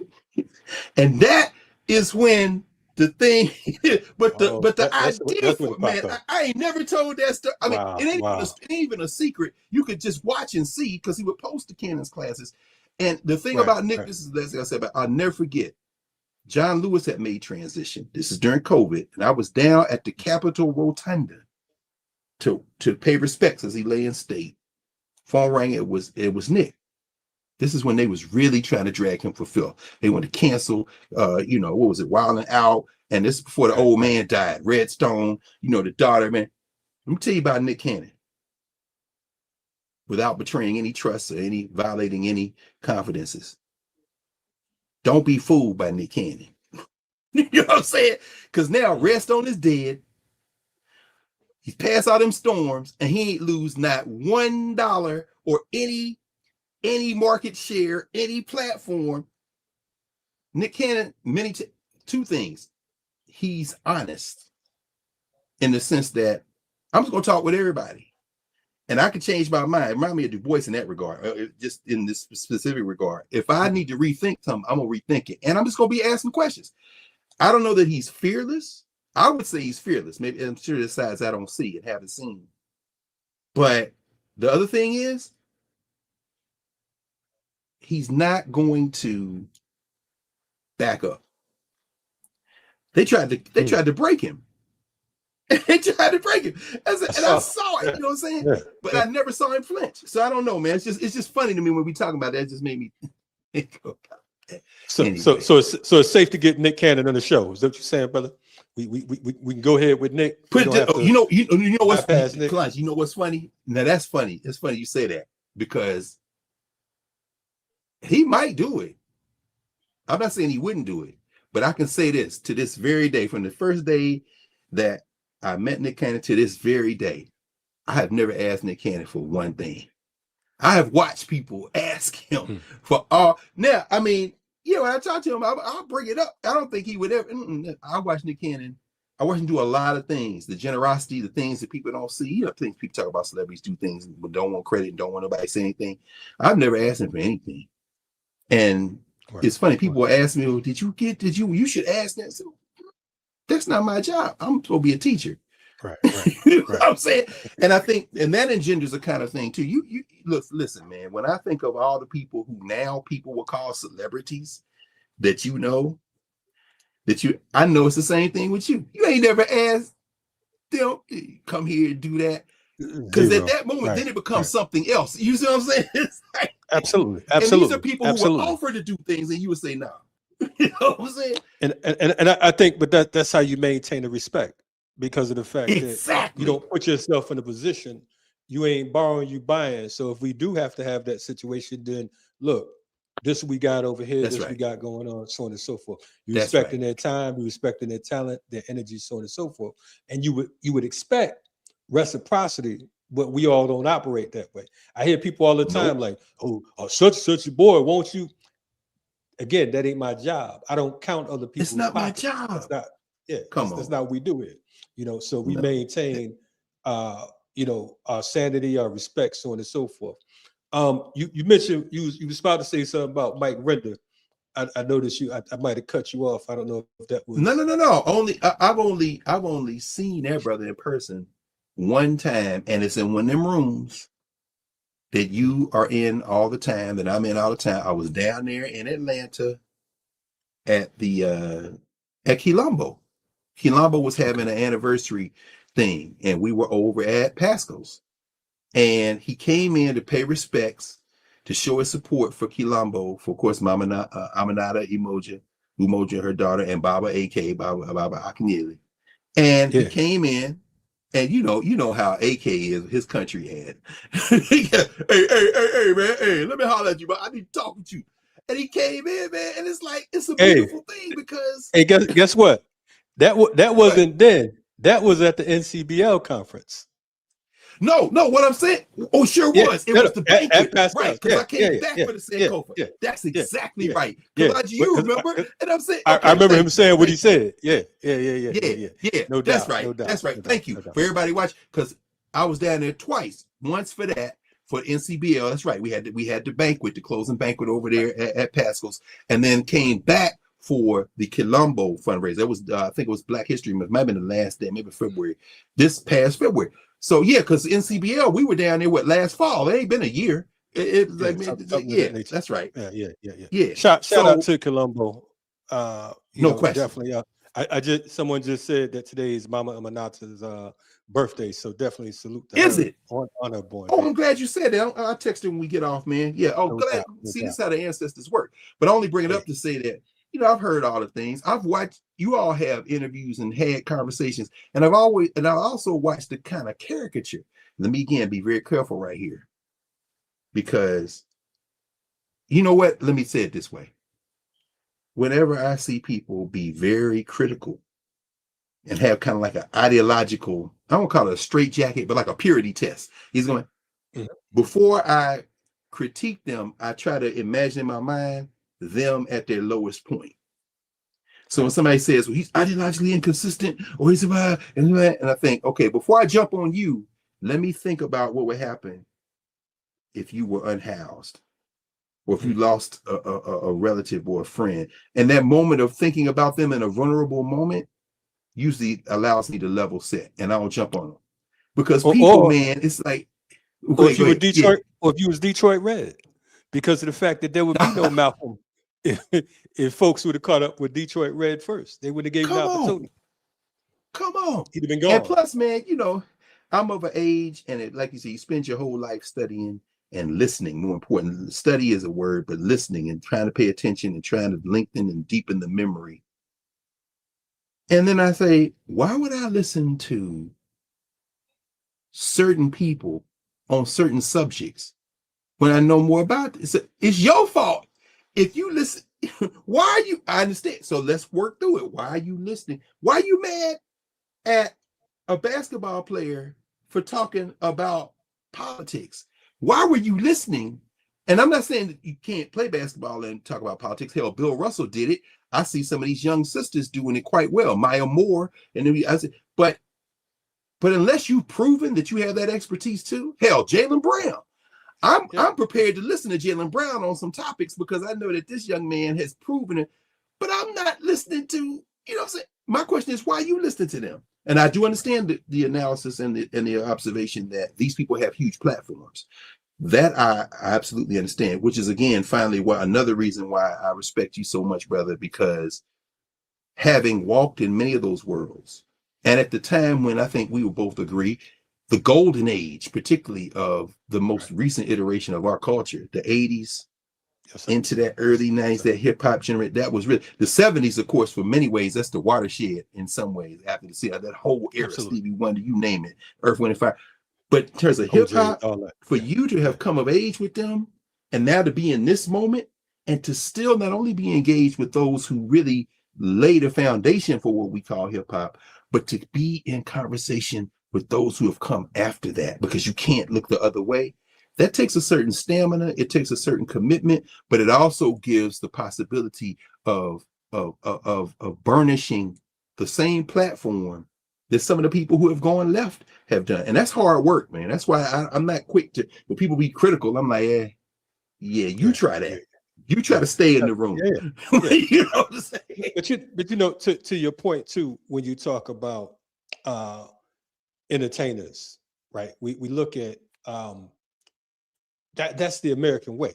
When Ronald Reagan could be the president, when Jesse the Body Ventura can be a governor, when Arnold Schwarzenegger can be a governor, you know what I mean? Then it shows you that it's come on, entertainment and politics are hand in hand in the United States. As we know, in any other country, with the exception of somewhere like the Ukraine, you're not going to find too many performers out here talking about what's going on. You know what I mean? We're not going to be able to. That's right. You're not going to see that. That's right. That's exactly right. And people have short memories. You know, Arnold Schwarzenegger could be the governor. Jesse Ventura can be the governor. Because in the words of Gil Scott-Heron, you got a damn B-movie actor became the president of the damn United States. Ronald Reagan started all this shit. You know what I'm saying? President of the Screen Actors Guild, all that shit. Then he become the governor of California. He opened the door, and people mad at Donald Trump. Killer. And I see he straight up killer. And look, man, what's the white boy that's Steve Schmidt? Steve Schmidt now with the Lincoln Project. They hell on Donald Trump. I'm looking at him like, weren't you working for John McCain when he picked Sarah Palin? You opened the door for this shit, for and before that was Dan Quayle. Y'all stop acting. This is not new. Dumb MFs. Listen, that's the reality. And shout out to the white boy in the chat playing games with me. David Silberg. Oh, you got somebody in the chat? Well, this clown playing. I just blocked him. Now go take that back to you folks. Don't block him. Let me pull up my YouTube. I want to see, because Silberg's the one who does all the puns, right? Yeah. He rose with other characters. I love. Hey, look, if you're still listening, David, I love your puns, man. I love your puns when I see them. You know why? Because and let me just be very clear. But I don't know if y'all know who we talking about, and that's probably part of the tragedy. But when I think about him in, where is he, Boston, wherever he is, and I think about him in his most vulnerable moments, and that's what keeps me. I'm like, man, for you to work that hard to try to make fun of my name, here's what I would say. As Mike Epps said, when they tried to say, are you related to Omar Epps and them? He said, y'all can keep that slave name. Hey, man, you can keep Carr, David. I enjoy your puns, man, because guess what? If I was to stop, let me put it this way.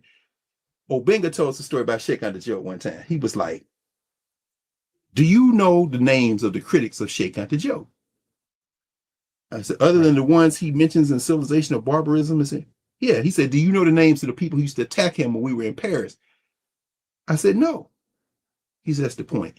He said, do you think if Sheikh had taken the time to respond to every one of them critics, He would Every never step have he said. written Nations Negrice et Culture. He never would have written The African Origin Right. Civilization. He wouldn't have been with me in Cairo in 1974. We took on the best Egyptologists in the world and destroyed them so bad that in the report that they put out for UNESCO, they were like, there was a real balance. There was a real imbalance of opinion. We did not come prepared. No, y'all can't take them down. But if he had stopped, what'd you say about me? Let me tell you something. I went to the Sorbonne. I wrote 2 years. I ain't got time. Hey, man, David, I want to say this to you, brother. I have already spent too much time talking about what you be trying to do in these chats. You know what I'm saying? The last thing I'll say to you, brother, is I don't block people like that. I enjoy it. Last thing I'll say to you, brother Silberg, is this. Keep it up, man. I'm a fan. Anyway, go ahead, man. Hey, listen, and normally, and to your point, normally I don't acknowledge all bullshit. But the thing is, it's like every now and then you got to let folks know. For me, the only pun I like is big pun. You understand what I'm saying? So all that other goofiness and all that, when I'm in Boston, y'all don't come out and say nothing. When I'm in DC, y'all don't come out and say nothing. When I'm in Atlanta, so don't play with me on the internet. You could if you want to. But I just want to give a little bit of time just to take back to I know. I appreciate that. But let me ask you something, Baba Kalonji. Does he come over here a lot? No, this is the first time I've seen him since. So that's what I'm saying. So why are you here? You know what I'm saying? We know. You know what I'm saying? Hey, you know how we used to handle that. We was in elementary school. Why you keep messing with me? Exactly. Their answers. Give their ass a wedgie and slap in the back of the head. Like, go play. Go play with somebody else, man. What's wrong?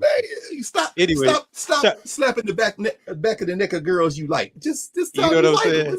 That's all you do. Shout out to my man, Speech from Arrested Development. I see him in the chat right now. You know what I mean? For real? Love that brother, man. No doubt. But the thing is, people. Yeah. But we're grateful, brother, to be able to. You said something earlier. And it reminded me, there was a point when we talk about places like First World Alliance. You said something a little while ago about the whole internet, the problem with it, folks being able to just talk. You understand what I'm saying? We come from an era that you didn't touch the microphone if you weren't sanctioned to touch it. KRS-One. KRS-One is flip-flop as he is. One of the things he said that I often quote, he said, I'm not going to grab the microphone and waste my nation's time. The reality of this is you put in work to establish who you are, to teach, to move, so on and so I put in work. Yes. It don't matter who like it and who don't. That's irrelevant. The fact is, at the end of the day, outwork me. That's what I always say. Because if you outwork me, then that's great because of the fact that I at least know that something good is going to be done. I don't have time for childish games and folly. I don't get on the internet to try to diss people, so on and so forth. Because most of the folks that say my name, I know they cowards when they see me in real life. They tuck their tail in. You know what I mean? And I'm not a big dude, but they know don't matter, that. Man. They know. Yeah, you can do a tight file you want to.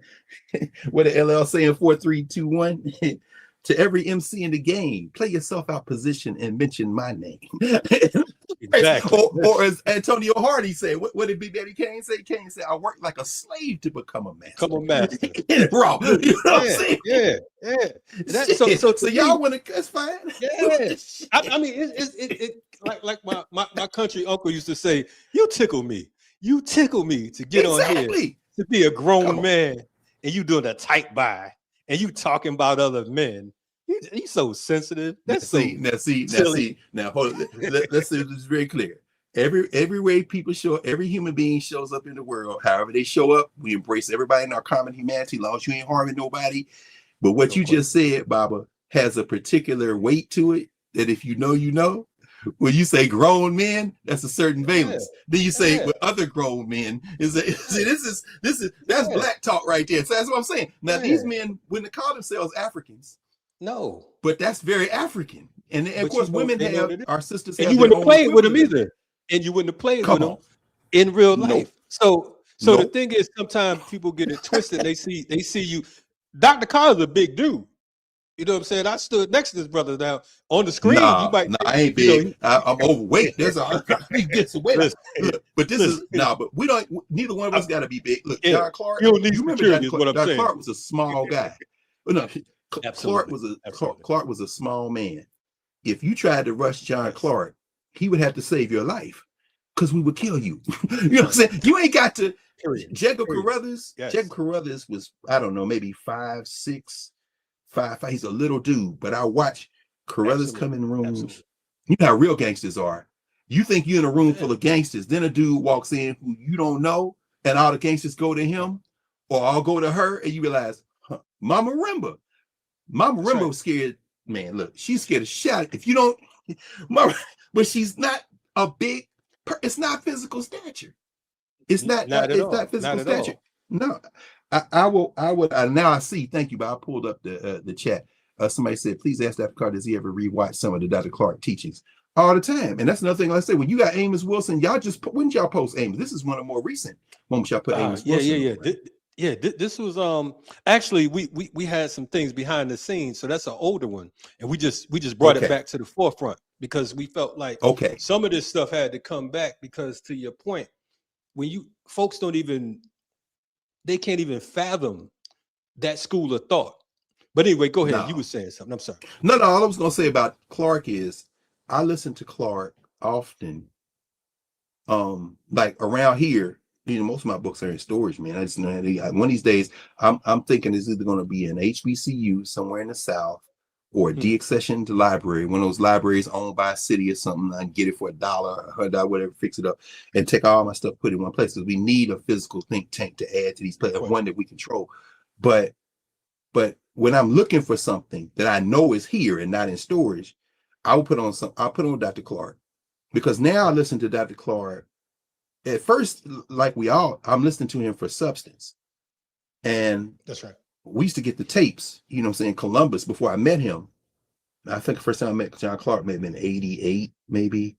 And then the summer in New York, of course, I was able to, you know, spend some little time with him. And then over the last decade of his life, you know, call him on the phone, we talk. He was supposed to be on my dissertation committee, but he had gotten sick. So I graduated in the spring of 98. He made transition in June of 98. And I was going to go to the Schomburg and work in his papers. But because I was going to do my dissertation on him. But which was a battle with Obenga. That's a story for another day. He transitioned the same year as Dr. Amos Wilson. Is that Kwame Ture? Oh, was it Amos Wilson? Yeah, I know Kwame Ture because he sent a message to the funeral. Right. We were at Abyssinian. He passed, was it July? I'm trying to remember, or was it the fall? It might have been with Amos Wilson, because Amos Wilson was so sudden. Again, people working themselves. Was it aneurysm? And he was a young man. Stroke. Right. Yeah, he was young. Yeah, no question. Yeah. But Amos died in 95. He died in 95. 95. Okay, yeah, I was about to say. But I bring it because if I'm looking for something, I'll put on, maybe a lot of times I'll put on Dr. Clark. First, when I was listening to him, it was for content. When Dr. Clark would say something like, the history of Christianity, and he go in, it's just male chauvinist murder cult. He said, then if you read the British esotericist Godfrey Higgins' 2 volumes, Anacalypsis, Gerald Massey, Ancient Egypt, Light of the World, and their American disciple, Alvin Boyd King, who is this King of Glory? I'm writing titles. I have all those books now. I'm tracking the books now. I never forget when I found Shadow of the Third Century by Alvin Boyd King, who was one of these esotericists tracing the origins of Christianity. Who is this King of Glory? Shadow of the Third Century. The Red Sea is Your Blood. All these are books that John Clark was reading in the 30s. In the 40s. He was studying with Willis Huggins and Winley O'Hansberry and the Harlem History Club, the Edward Blyden Society, which John Jackson had brought him in. So that was the first that I'm reading for that. Hubert Henry Harrison. It's a young brother of Brian Quoba, has done an excellent book on Harrison. I heard about Hubert Harrison from John Clark, who never met him. He died in 1927. But Hubert Harrison was John Jackson's man. And Jackson, the one, told Clark about him. And so I went and got all of Hubert Harrison stuff from Curtis Alexander, because the books were out of print. This is Kwame Alexander's father, who was an independent book publisher. And I got the stuff from him. Anyway, I'm saying all this as a backdrop to this. That's many years ago. And so now I listen to Clark and what he keeps me, and there are things I'll catch that I didn't catch the first or second or fourth or fifth time. Connections he makes. I listen to Clark primarily now for the style, That's right. for the rhythm, for the cadence. People can say, well, there are scholars who have said, no. I don't know anyone who matches John Clark for his use of metaphor, for his pacing, for his analysis that he puts in a place where it makes it unavoidable. When he said, oh, C.L.R. James could lecture on anything and make it relevant to Black people. You could ask him, C.L.R., talk about the safety pin. He would say, without the safety pin, you can't build a nation. And he would talk about the production of how you hold things together. And if you control the safety pin, what is it made of? And I would say, the metaphor, people talk about with me, they say, oh, you make all these connections. John Clark. Clark is the master of connections. So that's why I just say, do I still listen? Of course I listen to John Clark. Absolutely. Yeah. Absolutely. Yeah. And the thing about Clark as well is he made it plain for you. He was your grandfather or your uncle or no question. You know what I'm saying? Oh yeah. He was reachable. Go on. And that's the thing. They asked me about this. This is about the picture. This is me and Dr. Clark. Yeah, this is me and Dr. Clark at the this is me and him at Ohio State. Yeah, that damn high top fade. That's when y'all see you Negroes in New York had us all out here cutting all our hair in the damn high top. I was in Connecticut, man, but yeah. Yeah, okay. All you East Coast Negroes, you already know, try to get away. That's right up the street. This is the Arturo Schomburg reading room. We dedicated that at Ohio State. Yes. And that's me and Dr. Clark before I'm about to take him back to the hotel. He's got his clothes back. And then this is me and him. I do keep this over my shoulder. You got to bring that high top fade back, Dr. Carr. Oh, no, I can't do that no more. I can't even grow no hair like that. No. And plus, all my shit, I look like that old dude, the club, if I do that, and you would lose all respect. Anyway. But I thought real bad Clark, about you. This is the day that that he debated Cornel West. I was in Philly at the time. They asked me to come back and moderate the debate.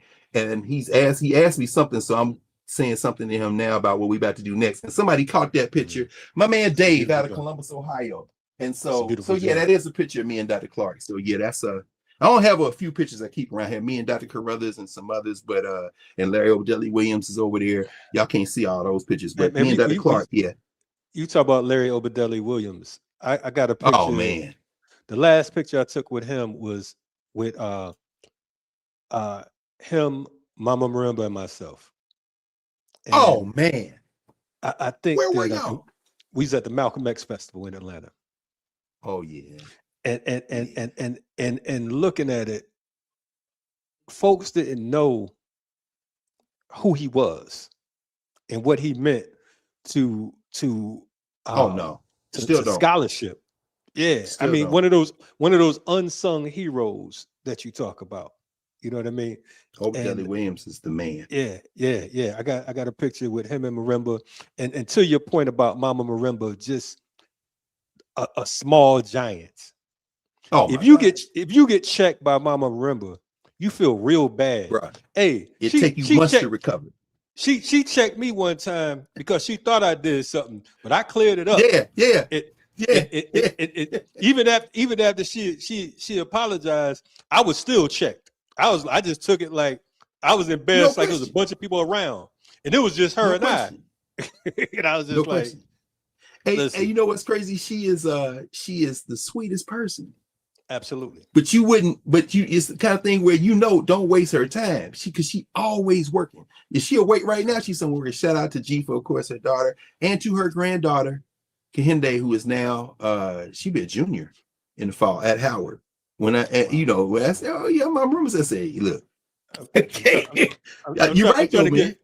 I'm trying to get her on the show. You know what I'm saying? I've been trying that for a while, though she don't do that too much. She don't.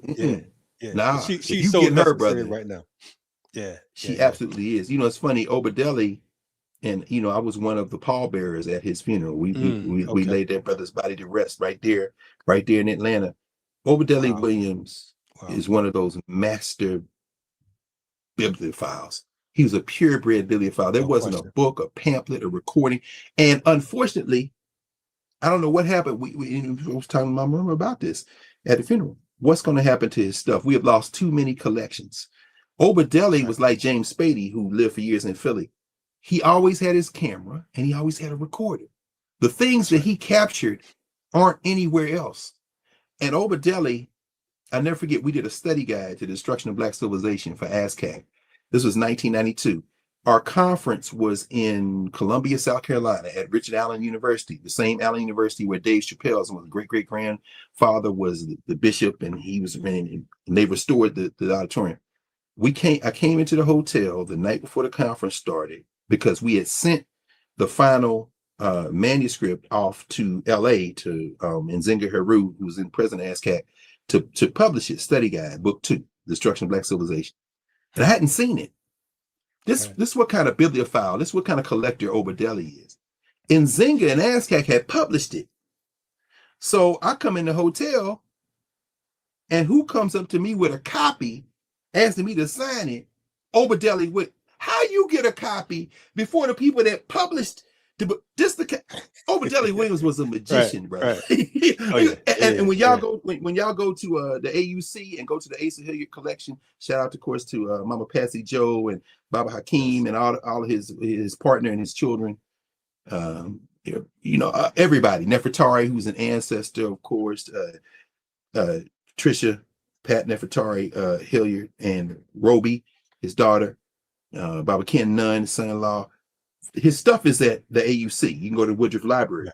Some of the stuff in Ace's collection absolutely came from him hunting with Larry Obadeli Williams, who, by the way, Obadeli with Baba Ace and them, they set up the Nile Valley Conference in Atlanta, which is the first and only time Sheikh Anta Diop came to the United States. It was Obadeli. So who was Obadeli Williams? That's what, I'm sorry, I'm sure there's some hating academic Negroes here, and I ain't gonna beat y'all up, but y'all can't write a word about nothing what we talking about with any credibility, because first of all, you're not in it for anything other than promotion, tenure, and status, which disqualifies you as far as I'm concerned.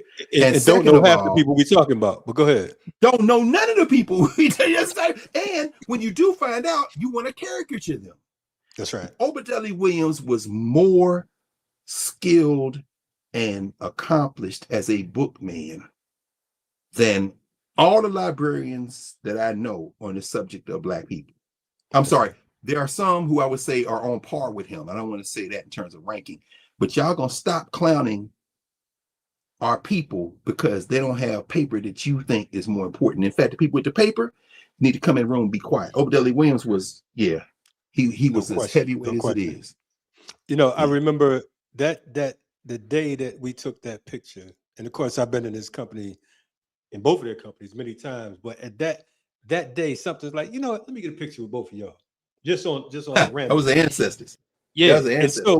And so while I'm taking the picture, Malcolm Shabazz, Malcolm's grandson, calls me. And so I introduced them all. Yeah, so I introduced them all by phone that day. So I remember it very clearly. This was when he was still alive. You know what I mean? And so that means that's been a minute. Yeah, that's been a minute. One time I met him, he came here for African Liberation Day, and he passed shortly thereafter. That's been that must have been almost 20 years ago. I mean, because he's been gone for what, since I believe since was it 2012 or 13 somewhere? These years. Maybe. Yeah, but I know that because Obadeli was still alive. So that was right. This one, and Mama Marimba was retired because remember she moved to Atlanta after she retired from Hunter.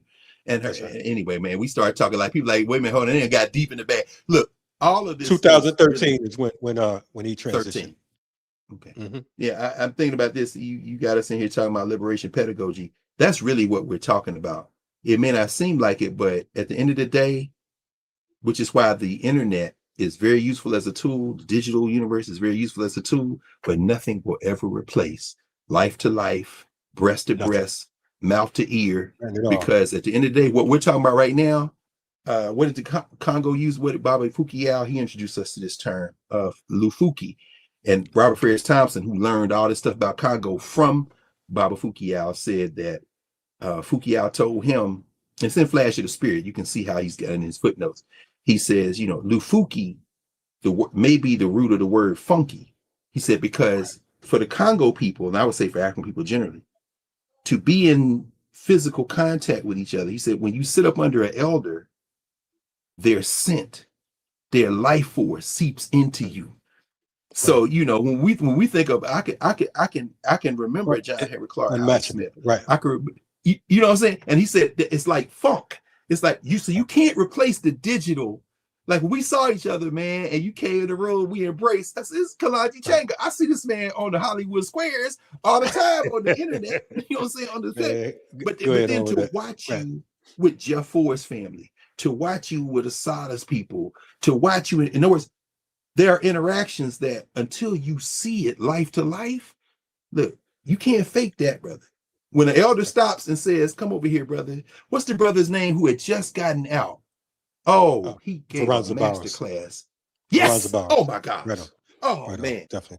I was sitting there trying to, I'm a grown ass man. I'm trying not to just weep openly. Listening to this brother, so peaceful, give a master class on discipline and peace and study. And it's like, we can't be defeated. But for that brother right there to be relying on you to move around in a space, that's Lufuki. You know what I'm saying? That's the elder. That's imprinted on your soul. You know what I'm saying? Shout out to him, Attorney Jennifer Jones, Reverend Kiana, and all these folks that absolutely, really, that move that.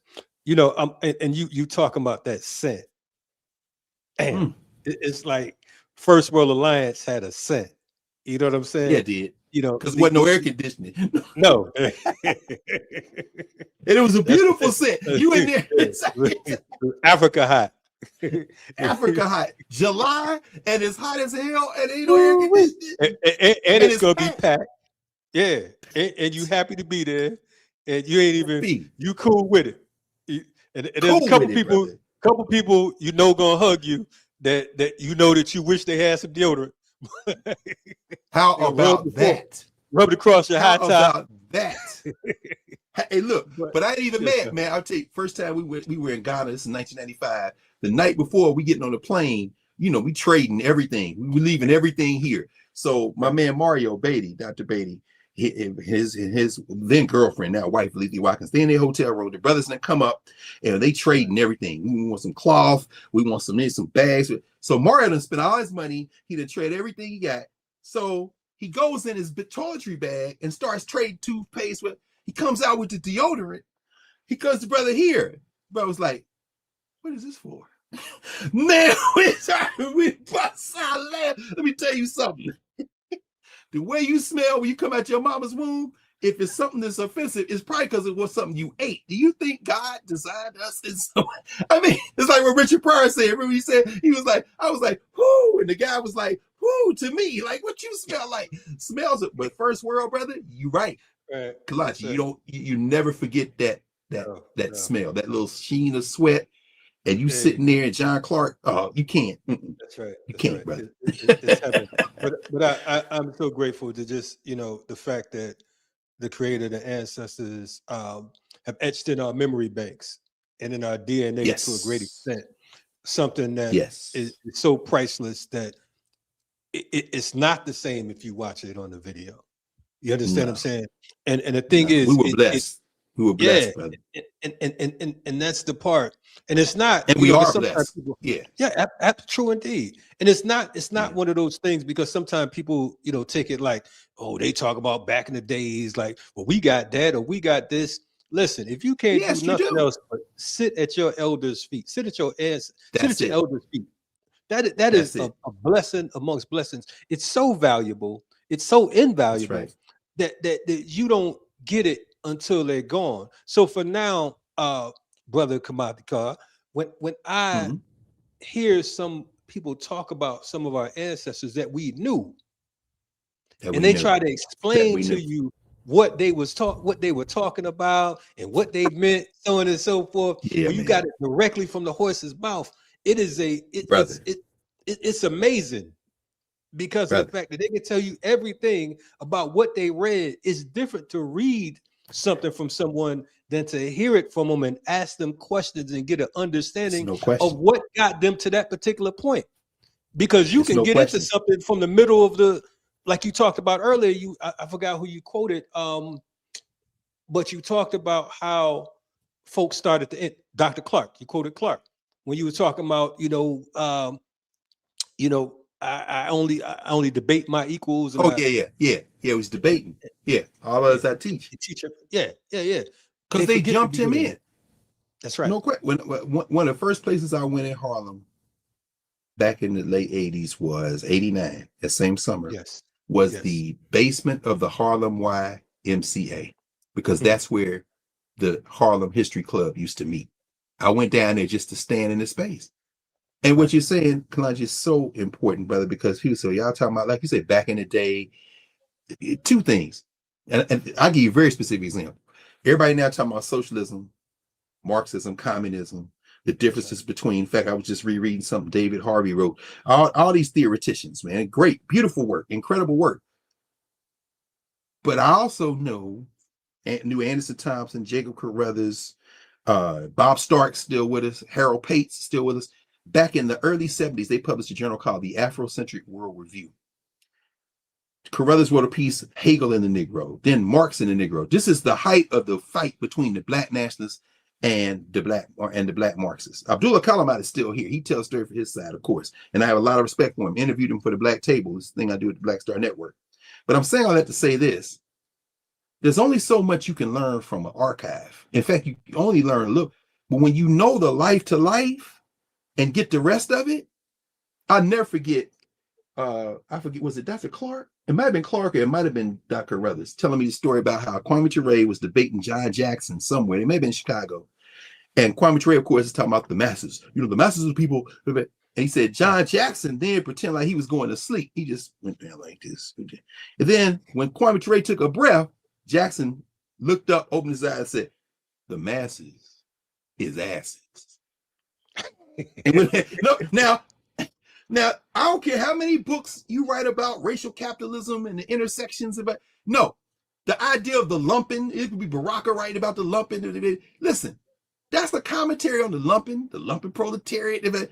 Look, I understand you want to organize these people, but these hood niggas over here, let me tell you something. And this is from John Jackson, who was a labor organizer in the 30s and 40s. This before, or right along, just as they were coming of age, the Pattersons, right? William Patterson, Louise Thompson Patterson. This is along around the same time, you know what I'm saying? So John Jackson has a long memory.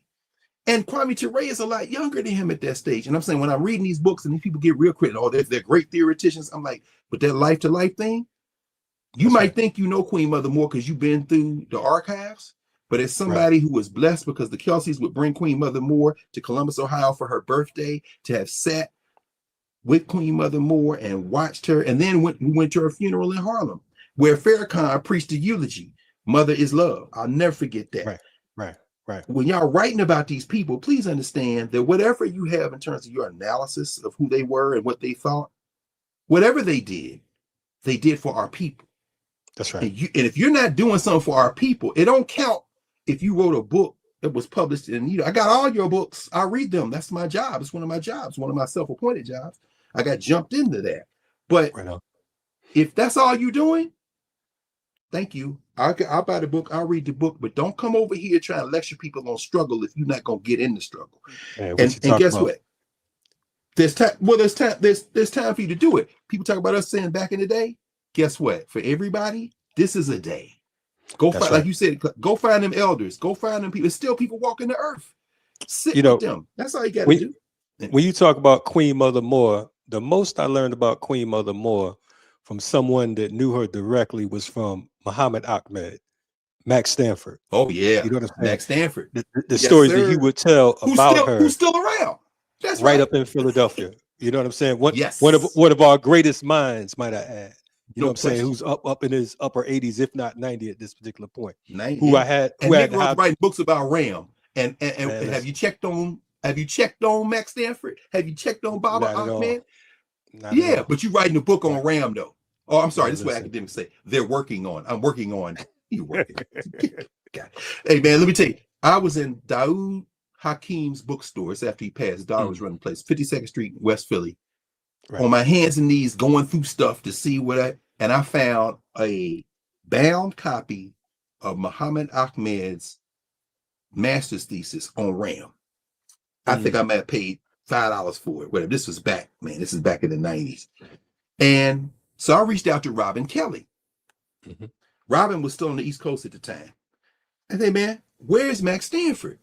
He said, I think Max is looking for a job. Really? Yeah, last I checked, knew he was in Cleveland.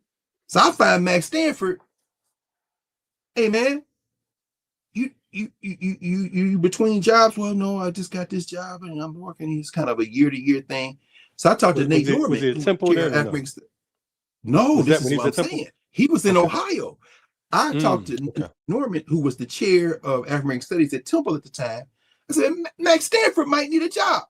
That's when they brought him back to Philly. I said, I ain't never told that story. I didn't even know that. Yes. No, what I'm saying is, but I say back to Philly because, as you know, better than anybody, better than me, bro. That's Rams cradle. Tony Montero's still walking around. Them guys, man, get up under them elders. They still here. Yeah, come on, man. I'm glad you said. I'm gonna check on it too. I gotta check on Bob. I got to check on it as well. In fact, I got an interview that I did with him and Baba Herman Ferguson.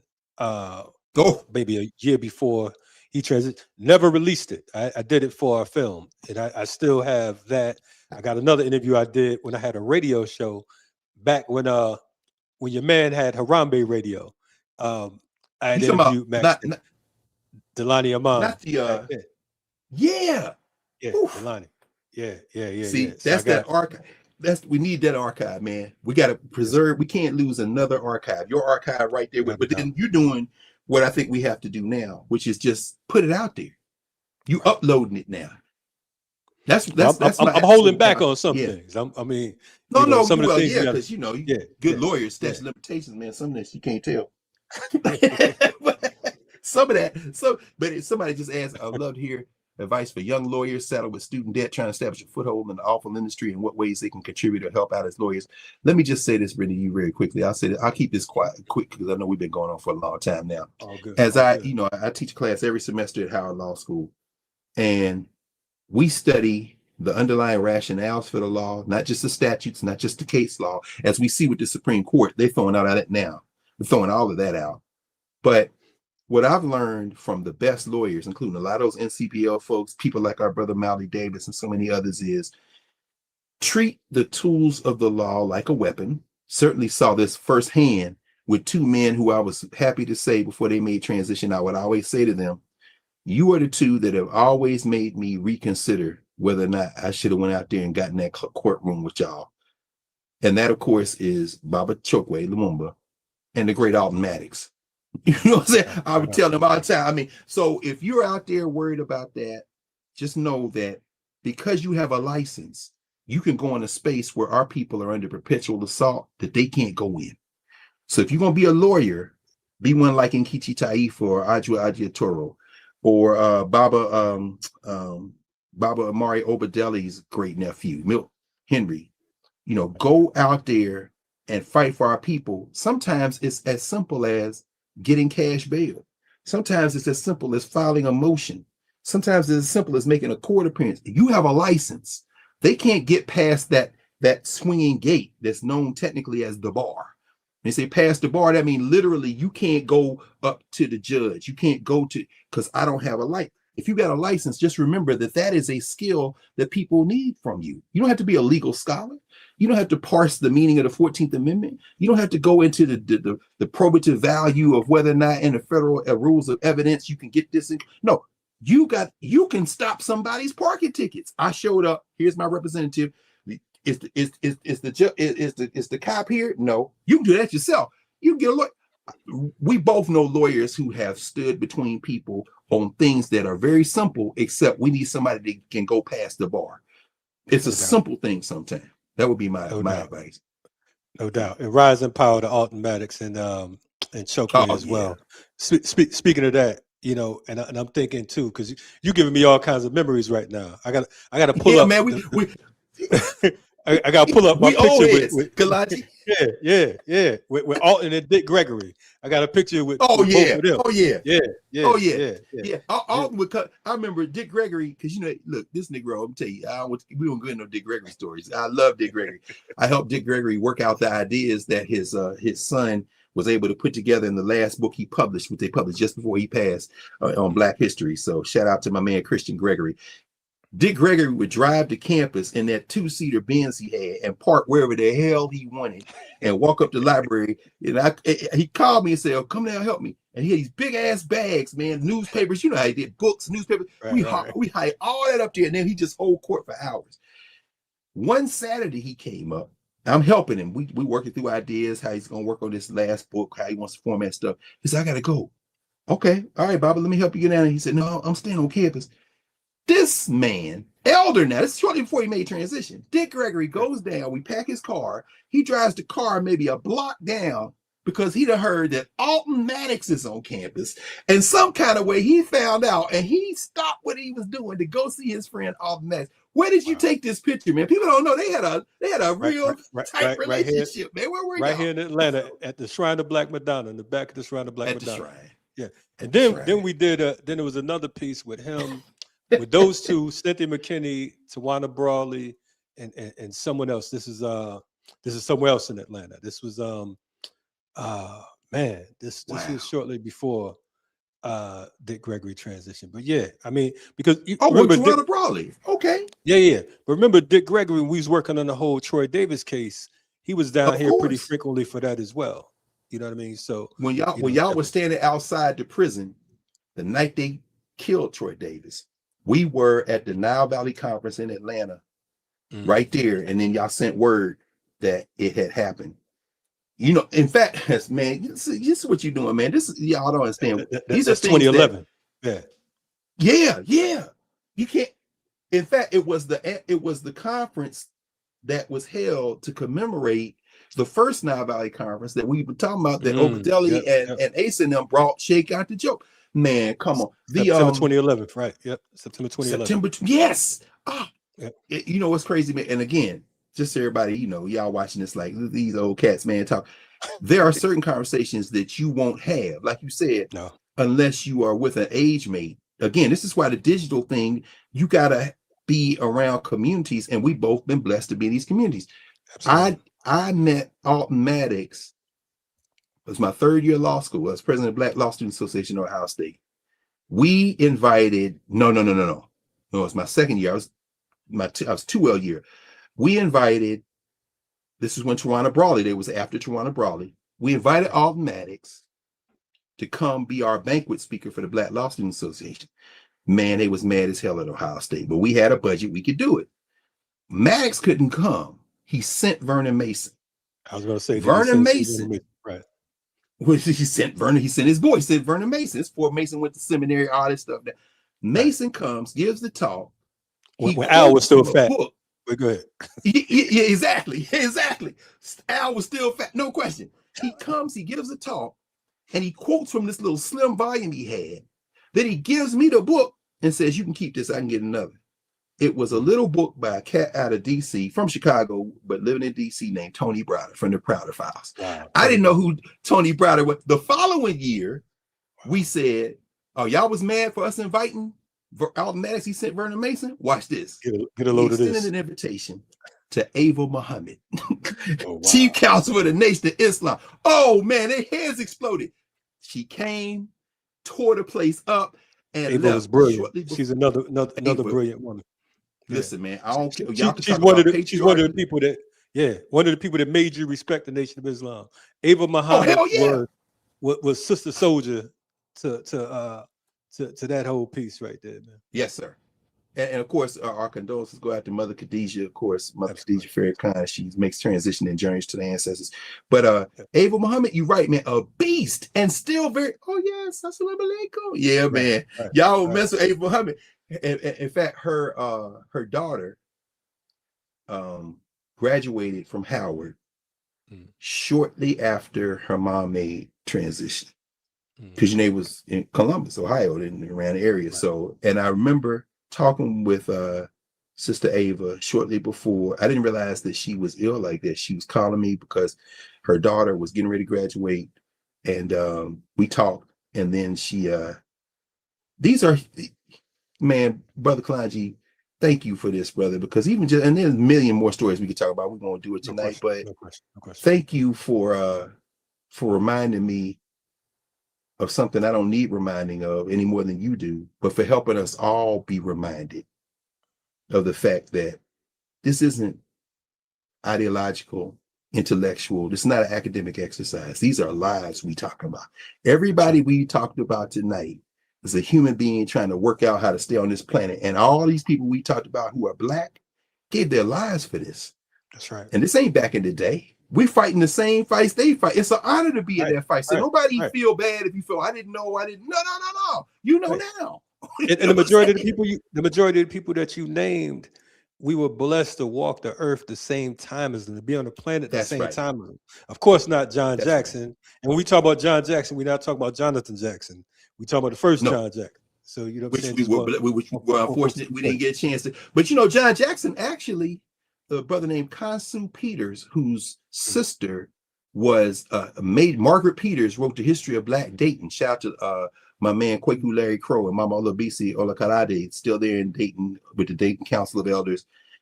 We could have met John Jackson. All it would have taken what John Jackson, I'll never forget. Kansu is what we called him, Wendell Peters, but he had an African name Kansu. Kansu would come to Columbus, Ohio, drive up from Dayton with books and stuff like that. And we would meet on Friday nights at the African Center. Every Friday night, we'd be there for hours studying and being in conversation. Kansu came one night. He had been to Chicago, and that's where I have the only signed copy of something by John Jackson I have. It was his last book, Ages of Gold and Silver. Kansu had gotten John Jackson to sign some copies and come to, this would have been around 1990 or 91. Wow. No, we could have met John Jackson. It's just a matter. By then he had one of his legs, and he had some problem. They had amputated his leg. Right. We didn't miss him by much, man. You could be in Chicago and see. In other words, these are not, and that's another thing. This ain't ancient history. No, not at all. Not at all. This is not ancient history. Yeah. No, I'm just saying the scholarship. You know, it is. Our brother Gil Scott Heron would say it ain't no new thing. You know what I'm saying, brother? Now I know you knew Gil. Oh no, I know you knew Gil, didn't you, Kalonji? Of course. Gil, man. Last time I saw Gil, he was looking good. He was at he was here in DC at Blues Alley, and he was sitting at the bar. It's before he went on. And I said, brother, last time I saw you, he was battling. I said, well, you look good tonight. He had on a white shirt and a white knickknap. Oh, thank you, brother. But the time before that, he was in Fairmount Park. He was so strung out, brother. His teeth was done. I was like, oh my God. I met him in Harlem. He was coming out of a bodega. And I'm going in, he coming out. I said, you Gil Scott. He said, you bullshitting. That's Gil Scott here, boy. That's Gil Scott. He bust out laughing. This is the genius. Yes. I mean, that brother right there, and shout out, to my godfather, Baba Bilal Sunni Ali, who made his transition. Who's from the Midnight Band. You know what I mean? Who was one of the reasons why I'm still in Atlanta. Him and Ia Fulani Sunni Ali. So definitely. Really? That's right. Because they honored them at the the family was there. That's right. Yes. Oh man, that's a hell of a. Oh man. We gonna win. I was just at Lincoln. Yes. Oh man. I was just at Lincoln a couple of weeks ago. We had Freedom School training up there, and I was in the Langston Hughes Library with the University librarian, and we were talking about Gil Scott Heron and Brian Jackson, Lincoln University, right there. I mean, he's talking about HBCUs, man. I mean, and of course, man, at his funeral, his memorial, I think you probably there. We were there at Riverside Church, and I wasn't. I couldn't make it. I'm trying to remember. Which one are you talking about for? This is the one where they did at Riverside. He had been buried, so it was just his daughter was there. In fact, the last person who made remarks did a performance of Who Will Survive in America. Well, they took the sample from Who Will Survive in America. It was Kanye. Kanye did the last. I mean, it's just crazy, man, because people talk about things. Yeah. It's like, oh, Kanye West crazy, man. Listen, that's a whole other. That's a show in itself with him. And no question, we better stop, man. Yeah. I mean, because his father was a Panther.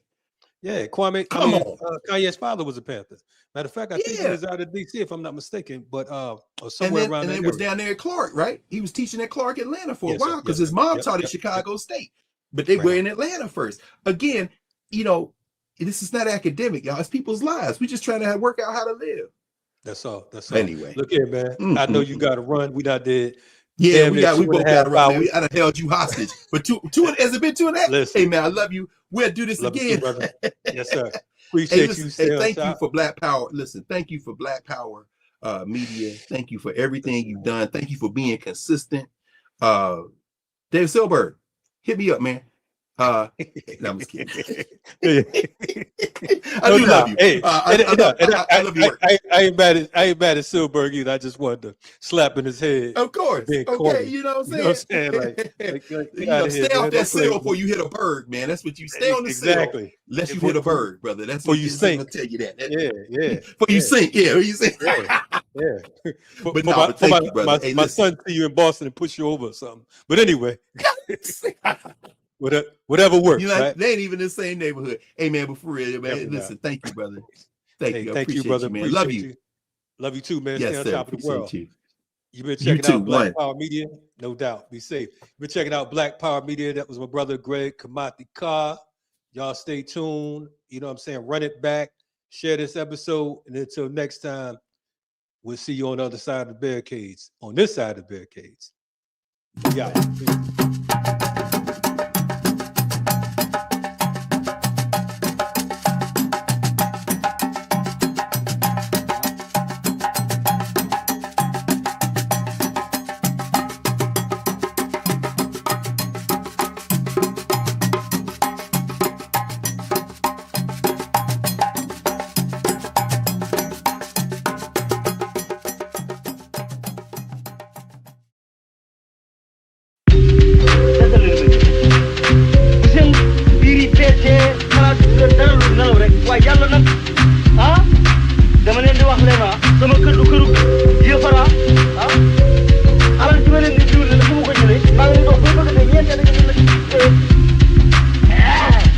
Yeah, modern day African, running from the system, running from his wisdom, cursed from the get-go. Silver spoons won't appear like presto. That's why we trying to overthrow New England like Bledsoe. The Super Bowl should be filled with good nutrients, vitamins, minerals, something for the people. Seen the Almighty and he don't look regal. Yes, I pass cross, but he don't do steeples. But then I asked him, what's up with my blackness? Why do my endeavors always end up tragic? He said the shot home ain't straight, it's jagged, and the road ain't clear, there's a whole lot of traffic. Maggots eat flesh, the devil eats souls. No bread for last suppers, they never eat rolls. That's why we sing the color of the sky. The struggle is a journey, don't ask why. Ain't nothing new. Tallahassee got that. It ain't nothing new. Chi-Town got that. It ain't nothing new. Yeah, ATL got that. Yeah, it ain't nothing new. Yeah, raindrops fall on the sharecropper's roof. Cadence of the poor, holes in the floor. Fear breathes life through the nose of the boar. The fruit that Eve picked must be rotten to the core. Descendants of Ham, ready for the jam. On a juke joint Saturday night, hit a slam of dominoes. As killers cuff killer hands. As the DJ sweats out your worries, just dance. To the blues, original Jews. It was written in the text, we got nothing to prove. And now they keep our eyes glued to a box for the snooze and a Sly Fox News. I need not mention this you already know, it already shows. I love this skin, but it's like heavy clothes. Blue light special for the afros, giving you that. It ain't nothing new. Yeah, Boston got that. Yeah, it ain't nothing new. Yeah, New York got that. Yeah, it ain't nothing new. Yeah, LA got that. Yeah, it ain't nothing new. Yeah. When the world don't love you like a stepchild, and they trying to make you get the F out.